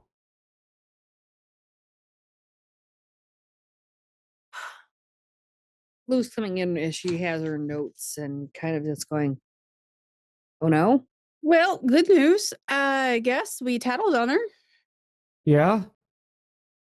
Yeah, Simon but just finishes his glass of wine. Yeah. Now we that's- owe Sovereign. Yeah. But he says he'll look into it. Well, his people will. Mhm. Who? Oh, Sovereign. Did he actually specifically say you two or the coterie? Us. Yeah. He said he will intercede with the prince on behalf of the cops to check in on Margot's new best friend, and he would expect the same favor from us. Some favor from us in the future. So me and Simon. Yeah. Also, Margot, if anyone asked, you had chantry business and couldn't come tonight. Yeah. Oh, I Something mean, to I- do with Tremere. I mean, I did. I met with Garwood, so it's not exactly a lie. Oh, perfect. Oh, good. Do I have to keep wearing this wig? Yes. Or can I go back to white? No. Honestly, I feel No. like there's no point. Yeah. I mean, think about it this way. If she has white hair and I have white hair, we're spotted in two totally separate locations, then it's going to be obvious something is up. So it may be better to go back to white hair and just make sure I'm around other witnesses that can verify my location. Like the point of the wig was to keep her incognito, and it doesn't seem to be a visual thing that she keeps Yeah. being ID'd by. Yeah. I mean, she hit the costume shop that you had never been on the day I decided to take you there. Mhm. So, yeah. Do whatever you wish. Mm-hmm. Margaret looks like she's thinking. There's like, there's ways to track people Yeah. Yeah. that some of which are rituals, I believe. Yeah, and no Yeah, one's we- seen her aura. So if we could just If I could have caught it fast enough, I was busy ducking out of the way. Well, if it's the same one that we had, if it's the same Amber we had at the restaurant, you've seen her face up close. But I didn't do the aura thing. But if somebody's going to go get around her, I mean, I don't think it's a good idea for me to go around her, do we? Well, Sovereign did request that we stay away from his businesses Right. and just try to ignore her. Don't be Right. seen. How- Right. He owns like all the businesses. Yeah, I know. well, then we're grounded. Oh, I mean, my business you can go into. I'm I have sure 3 that- of them. Yeah. I'm Slightly sure the less places grounded. I go. But Yeah. wait, doesn't he have a stake in yours? Steak, yes. Oh no. Slight Hmm. difference. Where's He hasn't- Lucas? I heard him wandering around upstairs. I miss his judgmental stare. I didn't Oh, I'm realize. yeah. sorry. It was so quiet. Oh, I Better? just not- thought he was hanging around. You hear his head snap up. Not the same. He feels the need for his disapproving stare. Lou will actually go upstairs and knock on the door. I don't open it. She will knock on it again. Okay, I'll be right out. And she will wait. Do Does we he have hear a this girl stuff? up there? No, Simon looked at Kenny 10-1. He's naked. Yeah. He's not always naked. naked. His room is a dark room. He doesn't want light getting in. Yeah, that's a valid. good cover for that. Yeah. Yeah, I mean, doesn't mean So- you can't be naked in the dark. Anyway. So he gets out without letting light into the room. Lou will just He's- go. he's- They're missing your judgmental stare downstairs. Oh, I was doing it for my room. I'm surprised I didn't feel it. Unfortunately, Regina needs to see it. See what? His face or His judgmental stare, apparently. Oh, All right, That was the picture should be confusing. done pretty soon. Oh, excellent. From the Ooh, warehouse. I've got Kenny and I have information on Je- that too. Jenny? Is that my new name? I said Kenny. Nope. oh, It's and Jenny now. not to Look. be weird, 86753009 was going into my head. Okay, I can't help it. not to be weird. I'm going to start hanging out with Anarch just to let y'all know. Oh, Just it's so you okay. don't worry. That's weird, I'm not but worried. okay. I mean, I was banging one for a week, so that's not that weird. Only a week. Somebody's lying. I mean, it's we haven't seen each other since, so I don't see that as a bad thing. I didn't say it was. Okay, good. It's a fun romp. Great. Learned a trick or two, I'm assuming. Never mind. I don't mean to know. I don't kiss and tell. I probably wouldn't understand if you did. So we're good. Don't worry. I'll give Kenny some ideas. Okay. I think Kenny would have the same ideas as you. I mean, I hope. Well, let's change the subject. So, So how y'all been? Good, the Uh, last one. Yeah, I feel like I need 20 showers after that, but it was a productive meeting. I mean, it was sovereign. I did get a lot of info on my side, so that's good. Oh, that's good. I didn't think it was that Did- bad.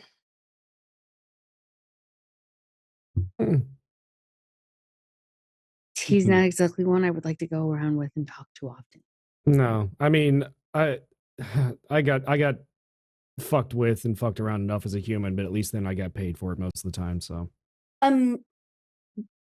Just to mention it, it just occurred to me, and I thought, if the person driving the car had white hair, they hit that guy that's a taxi driver, and he goes and calls the cops and says there's some lady with white hair driving their car. You don't drive. yeah. True, but they don't necessarily know that. I mean, Well- it would probably actually make me look really good. Why would that make you look good? Because it maybe lied. Lied? Yeah, I said like I had a dream that there was going to be some kind of escalation and more cops were going to be involved and she was going to weaponize them against our friend. Oh, well, then see, it was And- honest because she's probably going to call the cop, or the guy's going to call the cops. So technically, it is kind of honest. Yeah. And I mean, how many people in Chicago might have white hair? I mean, it just could have been an old lady. Who knows? No, not that's- really. I'm just saying to Yeah. get it off of Margot. That's fair. No, So should I go back to white hair or this? I don't care. I don't either. Whatever. No, I do care. I'd rather my white hair. Yeah, do it. It feels more natural. So, Kenny, why don't Cool. you go over the stuff we learned from about Lucian because Okay. this will tie into what probably Lucas was doing. What, being Hmm. naked? Why What? would he be naked? That's what he always does that. No, he doesn't. Oh, I'm led to believe otherwise. Anyway, we had a productive meeting with Lucian. Was he naked? No, thankfully. God, no. Everybody seems to be naked but me. I just figured I'd go ahead and ask. No, that's just some gang girls. Um, Anyhow, anyway, well, you took the copious notes, but anyway, we found out some really interesting stuff about what Lucian does and what he doesn't do. Apparently, he owns. I mean, his domain is the water, some other things, which Mhm. I'm just blanking on right this second. the warehouse, the employees of the warehouses. Right? Yeah. He made a special note about the employees are his. Don't buck around with them. Don't feed from them. Don't hurt them. Right. But one thing that was a little strange is he says that, once the package goes on the boat, it's under his protection. But up until that point, he's really not concerned about it. Okay. Is Um, anyone else concerned about it? Although I'm No, sure they it- would be, but No, it just gives people like us an opportunity to do what they Right. need to do. right, Yeah. And exactly, then he also told us about security. right. That if we wish to purchase the enhanced protection package, we could make a deal with Kevin Jackson. Who's that? And Let's then see. use some James Bond techniques. No, Nope. Kevin Jackson, Hmm. from what Sovereign has told me, Hmm. I believe also Ballard mentioned him as well, he is part of Loden's crew. And his place is known as Copernic Green. He's the street man, Mhm. to the point where there are certain colors you do not wear around him. As per Sovereign told me to never wear blue around Mr. Jackson and to wear red. Man, blue's my color. I think Lucas has been around enough gangs to recognize those particular gang colors. Those are the guys watching our car.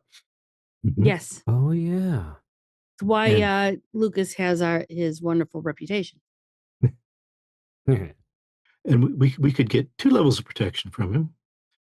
One wouldn't be that expensive, whereas he just generally protects the package. Or we could pay more and have a special detail assigned to that package for very rigorous coverage. What are we putting in the package? Yeah, I thought we were. Well, we stealing. didn't tell him, and we don't have to tell him what's in the package. That's up to us. We just described kindly what sort of package we wanted shipped, but that wasn't the whole purpose of the meeting.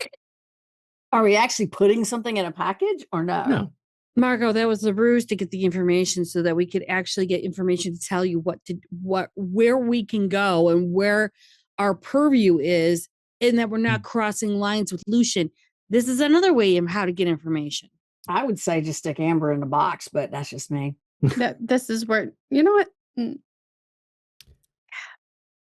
see, because as far as Lucian is concerned, we may call him up and say, "Oh, we don't have to deal with that package. The client declined to take it," or anything. I mean, we Doesn't didn't give really any matter. details. So. Yeah. What if he just opens the package himself?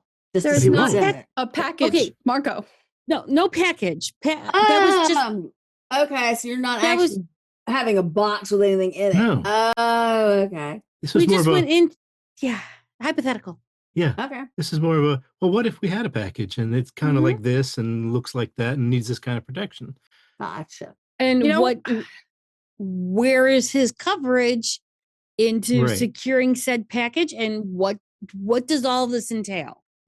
Like Margot, if you wanted to find out how much tensile force it takes to slam a Venus flytrap shut, you would, I don't know, but put a pen in there to see what happens. It's not actually eating a fly. You're just curious and need information. True. Yeah, that. But I wouldn't put a pet in there. But I It's get not- it your doesn't- jest. I get your jest. So that's what we did. We went and talked to Lucas. So what Or Lucian. strategy did you come up with? Well, we The strategy on we that. just told you. right. We now have a much better idea of the Mhm. security that surrounds the packages that get sent Mhm. out and what there isn't that leaves open for us to, maybe pick up something that nobody's really paying that much attention to. So do we Plus have a it also- plan as to where Not and yet. when? Not yet. We just got this information and we're passing it on to you. And I believe Lucas was doing some stuff as well. So we're disseminating the information, but we're telling you what we found. Yeah. Okay. So, how far does his people go? Because we're probably going to have to mess with someone. It's the warehouse people and anyone on the boats. Right. It- Well, So, when he but- says we can't hurt them, that there are many ways of dealing with Slightly gray people. area. True. He doesn't like them hurt and he doesn't like them fed on. Doesn't mean that we can't gently make them forget something that we asked them to do. Exactly. We didn't There- hurt them per se. We just did a Little little gray snippy area. snip. Yeah, with the Yeah. memory, or made them Yeah. work a different way. Sure, yeah, monsters really see the difference. I mean, so Or- do humans. I mean, Lucas could probably sneak around for a while before getting caught. Valid. Or he could Speaking of just which, run around naked and it distracts them and they all chase after him thinking he's doing something weird. how was your expedition, Lucas? Yes, Eventful. Did Okay. learn a lot. I was hoping it wouldn't be eventful. I mean, in bad ways. We'll get to that. That's at the end. Oh, okay. So it's not a big warehouse, probably like 4,000 square feet. Okay. It's got a fence around it, little guard booth. There's an office inside on the first floor by the main gate. There's probably 12 to 15 cars in the driveway or in the parking lot. I think most of it was security. Okay. Looked like there was a what do you call it? It's like some sort of like a record keeper, secretary type, and a manager. Security really sucked.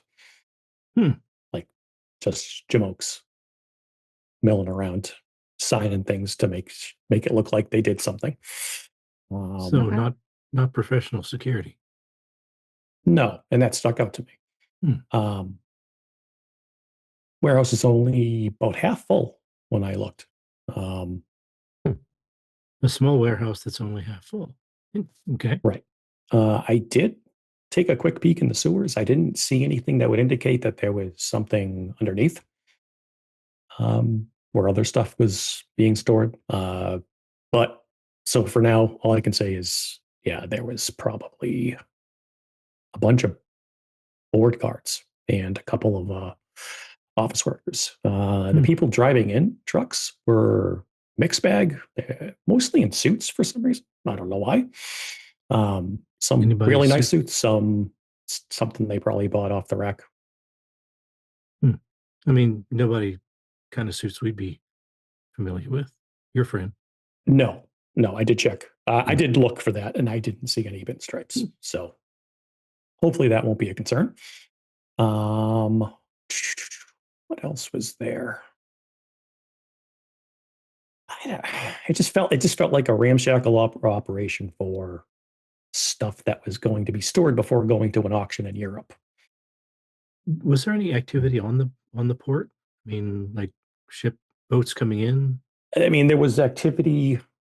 I mean, there were people at the customs building. There was more professional guards there, obviously. Okay. But no, there. It was just like it felt like a normal night at the docks. Did you see where they kept like an inventory list or a diagram or something? I didn't get into the building, but I did see where the office was, and I saw someone working papers, like doing paperwork at a desk. Did it seem like it was the sort of place that operated 24 hours a day? I mean, there's no downtime that we could slip in. I did note the schedule. Like they did shift between the front. They were walking around. They would sign that they did something. They would check in guests or like the trucks. There was enough of them that it didn't feel like there was a significant gap in coverage beyond their like lack of attentiveness. So, Okay. Yeah, but that was it. It was weird. It was weird. But that's what we were told it was. So, and the other thing. Okay. No, go ahead. No, I was just going to say the other thing. Oh yeah, Which the is other thing. the exciting end. Yeah. I don't know if I would put exciting on it.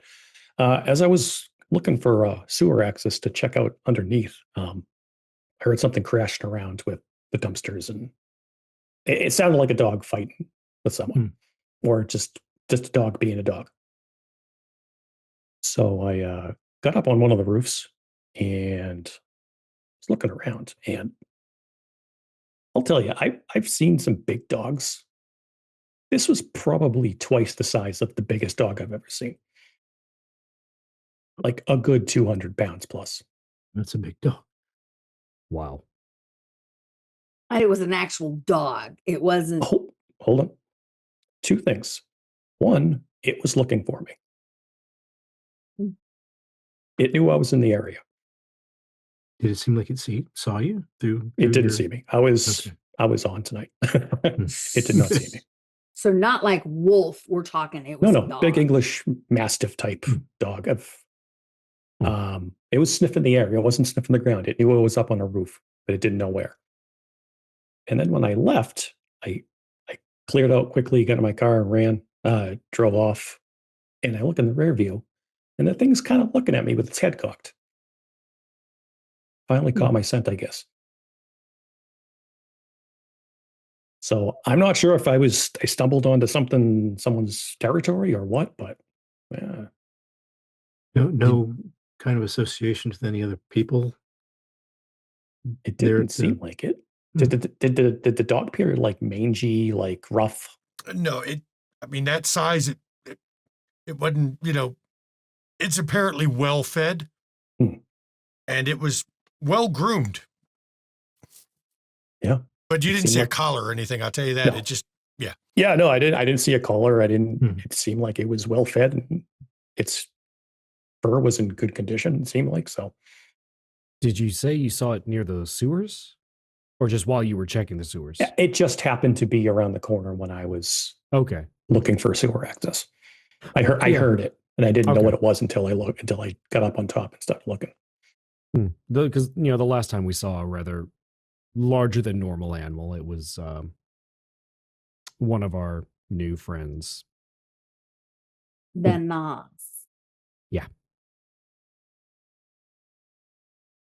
I mean, they've had cats and rats. I don't know if dogs are there, but Mhm. There- that was my concern. I don't know. I don't think it was some sort of Fair. wolf fair. animal. I don't think so. I can't say for sure. More worried if it wasn't. It was. It is more concerning. It wasn't like your kind that can shift. It was I an don't actual get- dog. I've never seen one of us get that big. Maybe it was a really big dude. I mean, the only dogs I've ever heard I've ever read in books that get big are not actual dogs. They're wolves. And you Well- know what I'm talking about. Not wolves. I'm talking about other wolves.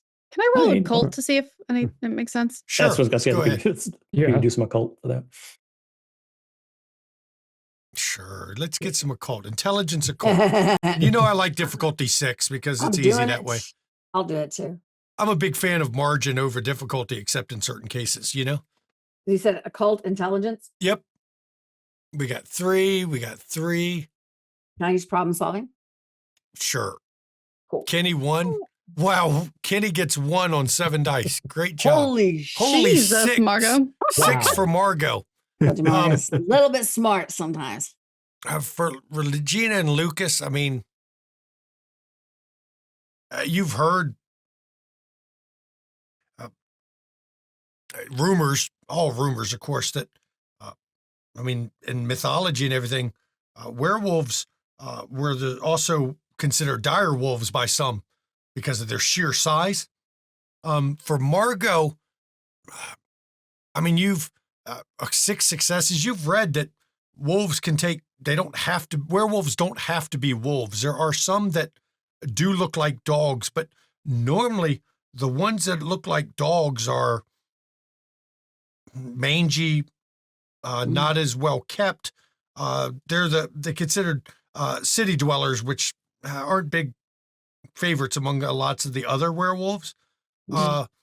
Though you've got more experience with the records of the Tremere than Lucas has with Gangrel as a whole. Mhm. There is talk that there are some Gangrel that make animals of unusual size. It's rare, but there's a specific note in a book you read about one of them.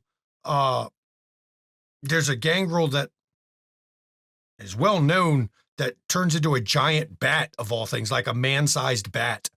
Mhm. So being large can happen. And Margo she'll kind of convey this information and she'll say, this could be something that could happen, just depending on if it's a gangrel. There are, and she'll kind of explain the whole idea about, dire wolves and things that she's read. But So until you're- one of us does an aura read, we're won't not know for really going to know. Yeah. So you're suggesting we have a were English Mastiff? I mean, there's all kind of weird stuff I in mean, the it city. could be Gould too. Yeah, I So- mean, yeah. I got a green bowl. I mean, It could have nothing to do with Lucas and just mhm. at the same place at the same time. Yeah. Yep. They're probably like, oh, someone else is here. It could be another scary nail lady thing. Yeah. No, if there was a I mean, scary just- nail lady, like those fuckers will. No, Yeah. just bad place, bad time kind of thing. Yeah. Yeah. I wonder if somebody went back and did an aura read, if they saw it, if that would be beneficial. I mean, if it's aware of anything, we should probably leave it alone. Yeah. Yeah. And if we never see it again, then it wasn't after Lucas. Correct. Very true. Yeah, I didn't get the feeling it was after. So hopefully that stays that Maybe way. it just caught your scent by an accident and said, "This seems weird," and Mhm. just went to investigate, and then was like, never mind. Or it followed you and could be protecting you. Oh, sweet Jesus, Margaret. You never know. Well, if From we start what? seeing a 200-pound English Mastiff walking around any of our havens, then we'll probably know. We'll get him a giant service dog harness. I mean, we've got Yeah. cats everywhere. You're welcome.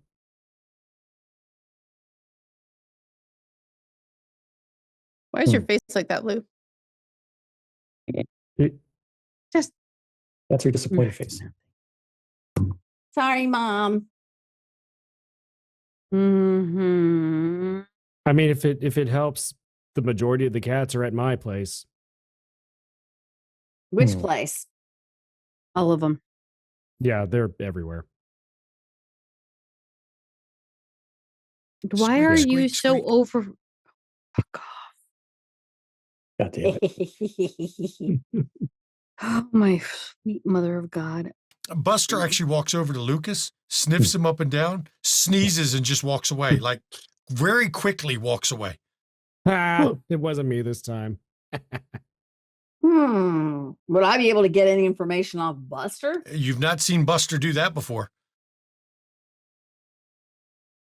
Would I be able? There's no way to communicate with Buster, I'm assuming. Nope, you don't have that ability. Well, that was odd. Margot, you should probably sniff Yeah. Lucas. See if Okay. there's something special about him. You got a good sniffer, right? You got that? Yes.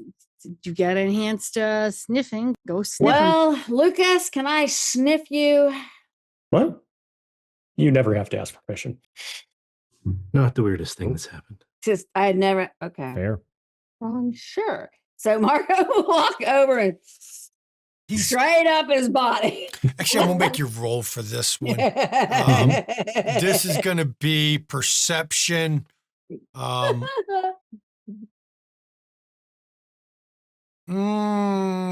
Perception investigation. Sure, let's go Okay. with that. All right. I'm gonna use willpower. Of course, I'm that's what it's there assuming- for. I'm Use it. assuming tactical is not resources. gonna No, apply. tactical don't work, but use Okay. willpower. That's what it's there for. Don't do like I do and forget half the time. I got 4. 4 successes. I mean, he's got a scent on him for sure. You can smell the lake with that. There's that odd smell that you always get from any fresh water or any body of water. A mix of decaying plant matter, dead fish, and water. But there's something else, and you don't know what the hell it is. But there's another scent on him right now. You cannot place it, but there's something else on him. Kind of a musky kind of smell. I mean, you smell like fish and water and lake and man smell, musky. You step on a skunk? I don't think anyone ever wants to Did smell like that- fish. No. Did it? The creature didn't touch you at all, right? Well, that smell would definitely drag any creature to come follow you. How far away was I? The closest it got was a block. Block. Yeah, which is, I mean, these are warehouse buildings, so a block with warehouses is actually a pretty good distance because. Yeah.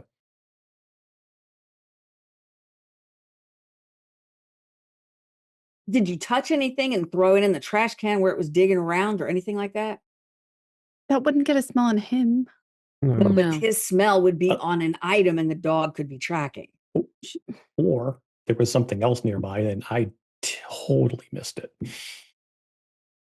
That's possible. I mean, I guess of all Yeah. the things we could spiral about, this is probably not number one. Mhm. Agreed.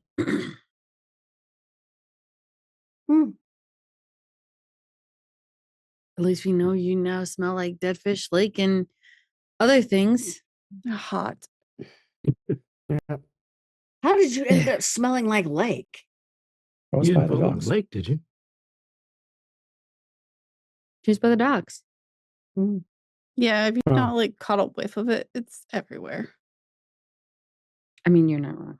I mean, it might have just been an onshore wind just blowing in. So Yeah, the vicinity of it. And the dock smells. Creosote stuff, I guess. Yeah. Dock has a scent to it. And Ever like the been to- beaches. Well, I mean, the beaches have its own smell. Yeah, no, I missed that. Storyteller and Aura Reed wouldn't pick anything like that up, would it? No. Okay. But like what if that you get extra a- thing is. there can be bonuses based on how good you roll where I can reveal shit that you normally wouldn't pick up from an aura if you roll good enough. So yeah. For an aura perception? Yeah. You get enough successes and sometimes I give you stuff you normally wouldn't pick up in an aura. This Like- edition, unlike V5 that has if you get a critical, you can get information to storytelling and give you something special. This one doesn't have that, but I still like to do if you roll good enough, you got to reward good successes. So Lucas, I'm curious about that additional smell on you that I really cannot exactly define. I can do that aura perception thing, but it would be on you. Would I have your permission to do that? Would you feel comfortable with me doing that? God, aren't you gonna be like so embarrassed if you just brushed against a homeless person? I mean, it's up to you. I'm not gonna like invade your space there. I mean, I don't know what you'd be invading. I mean, I kind of want to know what this is. Oh, If you think it'll help. I mean, let's say you've got some kind of ghost smell or something on you that you couldn't pick up. Gosh, I'd stop like to saying be the able G to word. see it. Just do it. Just do it. Okay, fine. I'll just Do do it. Fine. She's gonna do our perception. Brandon Go wasn't ahead. wearing your clothes. Lucas, Tactical or no? so- No tactical. no right? tactical. No. I'm using a will. Oh my gosh, I'm using willpower again. Okay. So does that work better clothed or unclothed? Fun. Okay. I mean, You can see more of the Starts aura chirping. if Okay. there's not clothes. I trust willpower. everything Malkavian says, so I start Yeah. taking clothes off. Okay. Simon just leans against the wall, drinking the wine. Oh, from God. his It says I bottle got set a difficulty for some reason. What is it? Yep. Difficulty should be 8 by default. Ugh. Okay. Yep. Or perception has a high difficulty. That's willpower. Yeah. You rolled heightened senses, which I mean it's the same roll, so it's fine. Oh no, it's not the same roll. Oh, it's Click not. or perception. Reroll that. Yeah. Okay. Might want to add. Use Let me give you willpower. back your willpower back. How many There you go. bonus dice does she get for being naked? None, but I ain't the naked. storyteller thinks it's great. So now. Well, hey, now we know if it's you or your No, I'm clothes. not. Yeah, I'm not. You. That's it. Okay. 2 successes. I mean, 2 successes tells you he's a vampire and probably he's curious right now. Yeah. It's fair. That's fair. Didn't really get anything from it except Yeah. curious. That's it. Worth a try. Yeah. Thanks. Can I look at? Huh? I'm not looking. Oh, don't You worry, might Kenny. I'm wanna- looking. Oh no, Yeah. he's You're gonna have to got look his at arm out him. and he's mansplained. Definitely Yeah. mansplained. Don't worry, Kenny. I'm looking for the not both of looking. us. Margot's like, He's got a pose like, he's doing like an Atlas pose. He's like, Lucas, make sure you point your feet. Don't curl them. Don't sickle them. Okay. Looks better. I my trust you God. implicitly. Oh yeah. Well, I mean, that's it for the sniffing for me. I'm good. All right. Well, that happened. I say go to Glad the we're good. location if we really wanted to know. We don't. That was just fun to watch. so You is like this to Bunch, going bunch to of now? fruits. kind of wondering if Lucas is going to put clothes back on or not? Probably not. I'm going to my room. It does help with the smell a little because you get it out of your clothes. Might want to go throw them in the wash though. Somebody look, needs to wash that couch too, because that's gonna stink. I think right here, everybody's where we're going to end this episode.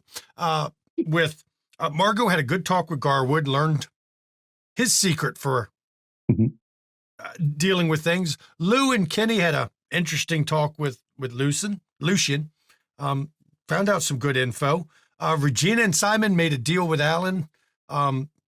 He's going to look into it, but they still owe him a boon because you know damn well you were not leaving there without owing him something. Oh yeah. Yeah. That was going to Yeah. happen. And Lucas is suspicious as shit because it seems like this job is too easy, but then got followed out by a giant mastiff.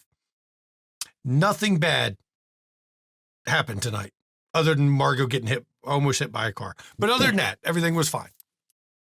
And I'd like to thank the viewers. And of course, as always, I'd like to thank my players. Go ahead and drag your 3 XP over. Give yourself your 3 XP for tonight. Don't spend it all at once. Some of you spend XP like it's burning a hole in your pocket. Others like to hold on to it for a while and then get some good shit. So that's the way it is. Let me get my mouse in the right spot because I have too many monitors. And I'd have more if I could, but I can't, so I won't. Please, everybody, join us on the Discord. The cast of this show and the cast of all of our shows come directly from the Discord. Matter of fact, speaking of casts of our shows, we have 2 open casting calls open right now. One of them is, of course, always open, which is Call of Cthulhu Guests. If you want to play some Call of Cthulhu on Saturday afternoons, hey, go and talk to our Keeper of Arcane Lore, Tiss, and she'll line you up and help you out with that. If you want to play some Advanced Dungeons & Dragons 2nd Edition with Shanky, who I guarantee you is not going to be nearly as sus in AD&D as I am in World of Darkness, mainly because AD&D itself is sus. I don't have to be sus. The game does it for me. You can apply to be on that. We're looking to stream it either a Monday, a Thursday, or a Sunday, depending on whatever one gets me the cast I need, one of those 3. If you want to play some AD&D 2nd Edition, hey, got a casting call for that. It's old school D&D, which means until you learn how to survive, you're going to die a lot. But once you learn how to survive, you're only going to die some. Which is still a lot. But it's not as much, okay? Not as often. But you should definitely check those 2 out. And I want to say we normally, we do Zoom Hangouts from time to time. And it's ironic I mentioned that. Well, not ironic. It's fortuitous I mentioned that because tomorrow night we will be doing Zoom Hangout because Chicago Hidden City is on break. Chicago Hidden City is not streaming on Saturday night, so we will do a Zoom Hangout. We normally start them about 8 p.m. Eastern. All members of the Discord are invited to join us, and we post a link up then at the time, and then you can come and hang out with us until whenever we get done to Zoom Hangouts. Some nights they last pretty long, some nights they don't. It's been a while since we had one, so I have a feeling it's going to be a long one. But you should come hang out with us a bit. Some people don't get to hang out. They got working the next morning, or, they worked all day and they don't get to hang out that late. But, hey, you can come talk with the community. It's just a good way to hang out, get to know the community, talk about games, talk about life, bitch about life, whatever. Sometimes Shanky gives spoilers, especially if he's been drinking. There's a habit of certain individuals that join the Zoom Hangouts that coerce me, and I say coerce by asking me, and I give out spoilers because I've been drinking because, I do that from time to time. So, hey, you should do that. Plus, look, we got a good community. We help each other out. We support each other. You should join up. If you want to catch our back episodes, pop over to our YouTube. You'll find at the YouTube all of the back episodes, not just this stream. Hey, Hidden City's on break right now for season break. You can catch up on Hidden City right on our YouTube. You want to see some werewolf? We got that. You want to see some mage? Matter of fact, we just kicked off season 3 of Mage earlier this week with a special guest playing a totally not sus individual. I'm perfectly above board. Just your average run-of-the-mill, unpermanently killable mummy. You know, everyone loves those. You can go check that out. You can also see a bunch of indie games. We stream a variety of stuff, let me tell you. And of course, if you want to see some D&D or Call of Cthulhu 5e or 7e, you go over to London Esoteric Society channel. Keeper of Arcane Lord Tisk keeps everything there. You can go check that out. You want to get you some studio merch? Hey, check out our merch store. We got merch. Make sure you sign in because there's cuss words. And apparently, if you're not an adult, you can't see cuss words because I don't know, apparently. You have to be adult to see cuss words on the internet. I thought the cuss words were everywhere on the internet, just like the porn was, but apparently you got to sign in. So check that out. We don't really make much money on it, but hey, sometimes people like to get t-shirts that Can't Wish a Motherfucker Would, Counselor, and stuff like that. So check that out. Where's my mouse? Damn it, I did it again. We've got friends, one of which, our longest running friend, she's been here pretty much since the beginning, since the DC by Night days of all things, when Shanky was shaking off his rust from being a storyteller and relearning how to do what I'm doing. Junie Von Esch. Yeah, it was hard. Shanky was rough back then, and so was the tech. Junie, what you got going on? Well, besides seeing your lovely curtains and watching you all around a dining room table, because who didn't want to watch somebody with, sadly enough, cursed eyes? Somebody should have saged those. I turn around and I choke yarn. Why? Because I can. It helps me with my anger issues. But you will see me stabbing fabric tomorrow because I am doing some cross stitch, a little bit of a palette cleanse. We need that. Not to mention, I will be starting a couple of things like, did you document it as a cross stitch tomorrow? Because why not? I like to stab shit as well as I like to choke. It's a thing. If I don't do it there, I might get in jail, and I don't look good in orange. I really don't. Didn't we establish, Judy, right after break that some people enjoy that? Yes, but unfortunately, some people don't, and I don't know when to stop. Oh, damn. Well, I mean, that's what safe words are for. Of course, it's hard to say a safe word when you go, but you know. Exactly. So I choke yarn and all that fun stuff. But if I'm not there, Ravenous Archon might be doing a thing on Monday where I'm hoping I do not die because we're doing aliens. It's game over, man. It's game over. Look, I wanted to orbit it from space and drop a nuke only to be sure, but we just discovered what was going on last episode. Remember, if you don't have a nuke, if you accelerate the ship fast enough towards the ground, it will do close to the same thing without a nuke. Being that we crashed on the planet already, we don't have the option. Yeah, exactly. Damn it. Yeah, it's I game don't over. think I don't think I'm going to survive, but that's okay. But that's on Monday. Otherwise, I'm here. So don't forget to be on the Discord because then you'll see when we all go live. That's right. And our other friend, next one over right here, Sykeshire, Margot with a red hair tonight. What you got going on, Margot? Okay, so I have been streaming a lot of Ark. I've been playing a lot of Ark. Ark Raiders is amazing. And also Dune and kind of chilling and hanging out with these people whenever I can. Trying to get sleep because I was just on break for a week and now I'm back at work and oh my gosh, I don't do well doing that. But that's it. Other than that, just doing a lot of Ark gaming. I really do like Ark. I mean, you should check out Sykeshire there. Seriously, check her out. If you're on Discord, you'll get notified. And then finally, the last friend that's in the stream, I'll cover the other one in a second. Cirque Lunicus, Simon down there. What you got going on? How's it going? I'm a bit of a variety streamer, as Junie coined it a couple weeks ago, the Bard of Twitch. You are. I'm not arguing. I'm not. I tend to do a lot of things. Lately, I have been completing Resident Evil Requiem, the brand new game that just came out. I'm very, very close to finishing it as voted on by my community.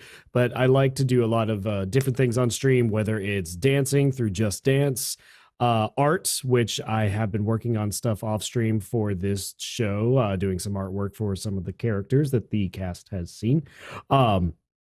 Doing music or focusing on other games. I really enjoy old school puzzle games, VR, stuff like that.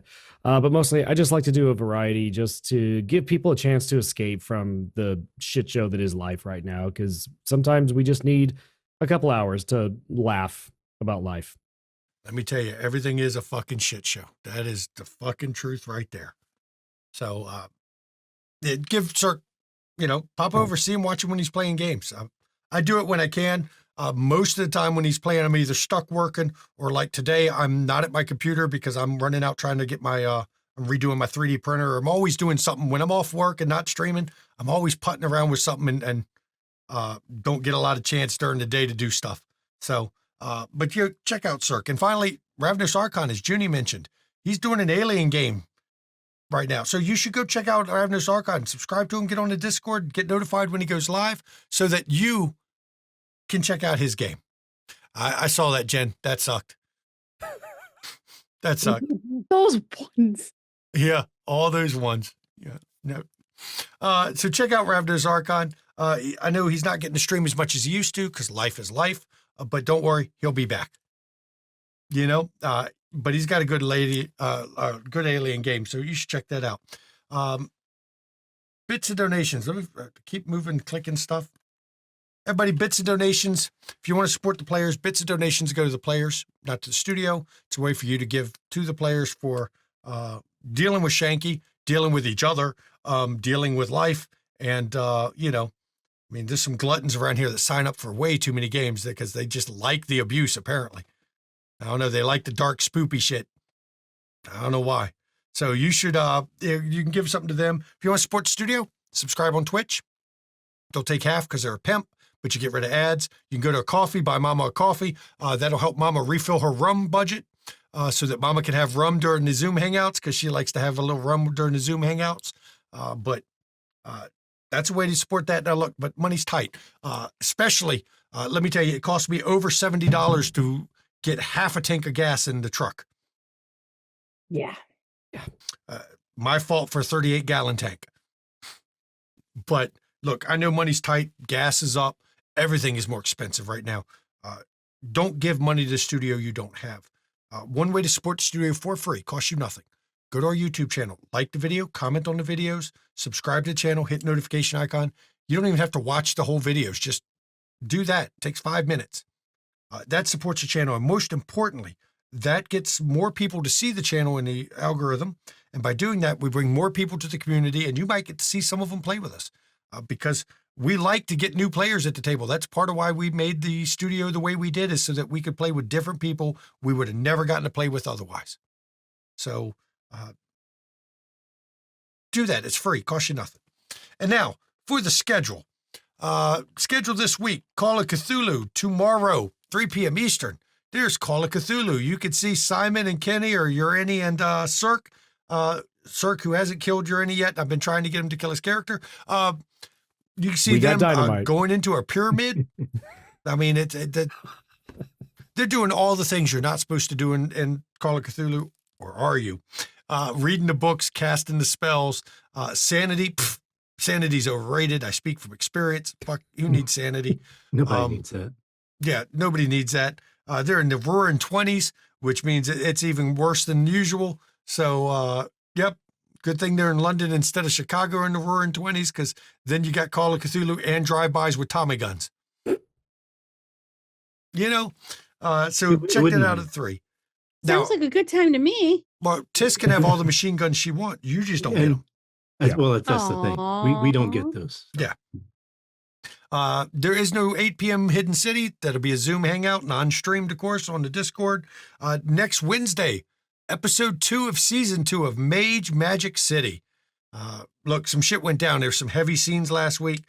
There's some funny shit. Good. You got to check it out. But I heard next week there's a little special thing that's going to be touched.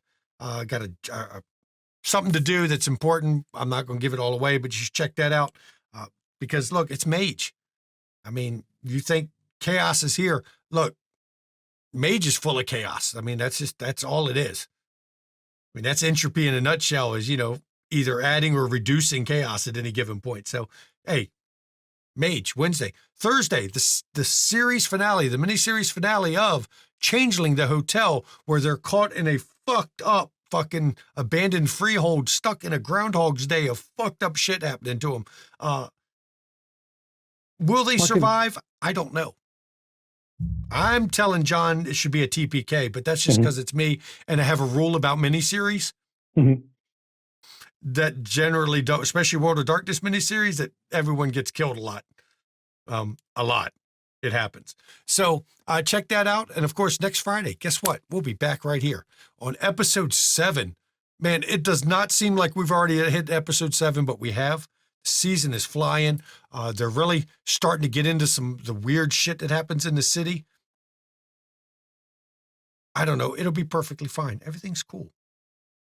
And as we always end these streams, because this is very important, everybody, mental health. It's not a joke. It's not a laughing matter. Look, it's rough right now.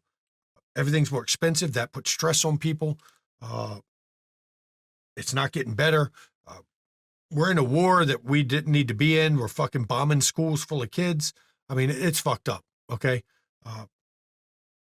Check in on those around you. A lot of people are not okay. They're not handling it well. Take care of yourself. Look, there's nothing wrong with sometimes just doing some self-care. It doesn't make you a bad person. It's not selfish. Sometimes you just need a self-care day. Do that. If you're having issues, I want you to reach out to support network. And if you don't feel you can do that, or you're in crisis, look in chat. List the numbers you can call or text 24 hours a day, 7 days a week. There'll be somebody to help you out.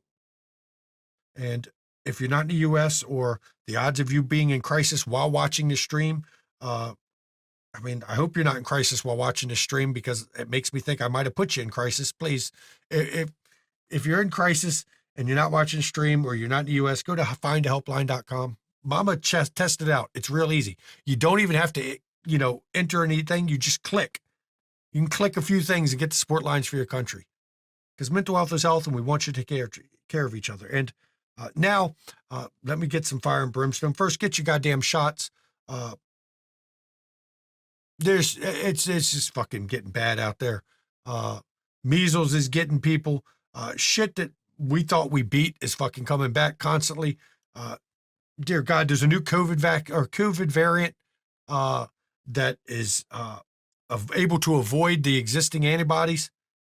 So yeah, it's called the cicada strain. Yeah, I know they come up with weird names. Trust me. I hope it was a cicada so it can come back. Wait 17 years before it comes back. That would be nice. But we don't get that lucky. So get your damn shots. And we've got a lawless government right now. The Senate voted today with bipartisan people to do a bill to fund everything but ICE. It went to the House. The House said, fuck no, we're not voting on it. And we don't have to vote on it to fund the TSA and everything, because the president has said through executive order he is going to pay the TSA. So we don't have to vote on a budget bill because apparently the president can do power of the purse through executive order. And that is what your elected officials in the GOP have decided to allow. Fuck the separation of powers. They don't have the power of the purse anymore, apparently.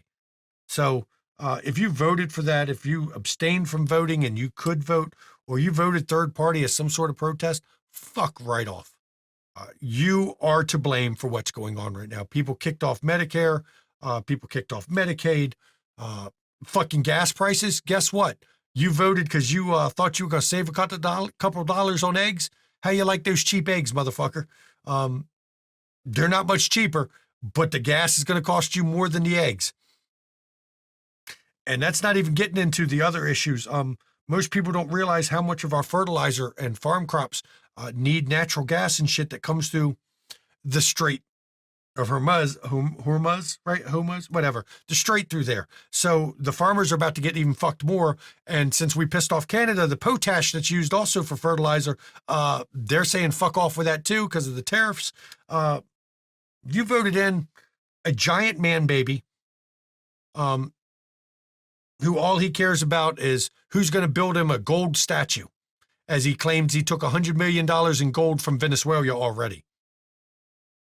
So you're to blame for this. Fuck off. It's that simple. Fuck off. We don't need you. For the rest of us, fight the good fight. Remember, ICE is still out there. The news may not be talking about it. They're still out there. Now they're intimidating people in the airports. Getting paid, while TSA isn't, to stand around and drink coffee because they're not trained to do anything in the TSA. So they're just standing around drinking coffee and harassing people with guns in an airport. Yeah. So fight the good fight. Make sure you have a phone handy to videotape. If you can, not only have it record, but have it automatically upload to the cloud. Because when ICE takes your phone, and they will, at least have it put up there so that they can't get rid of that copy. And be safe, everybody. I do thank you for coming. And man, it's a wild ride, and I can't wait to see the rest of this season. Good night, everybody.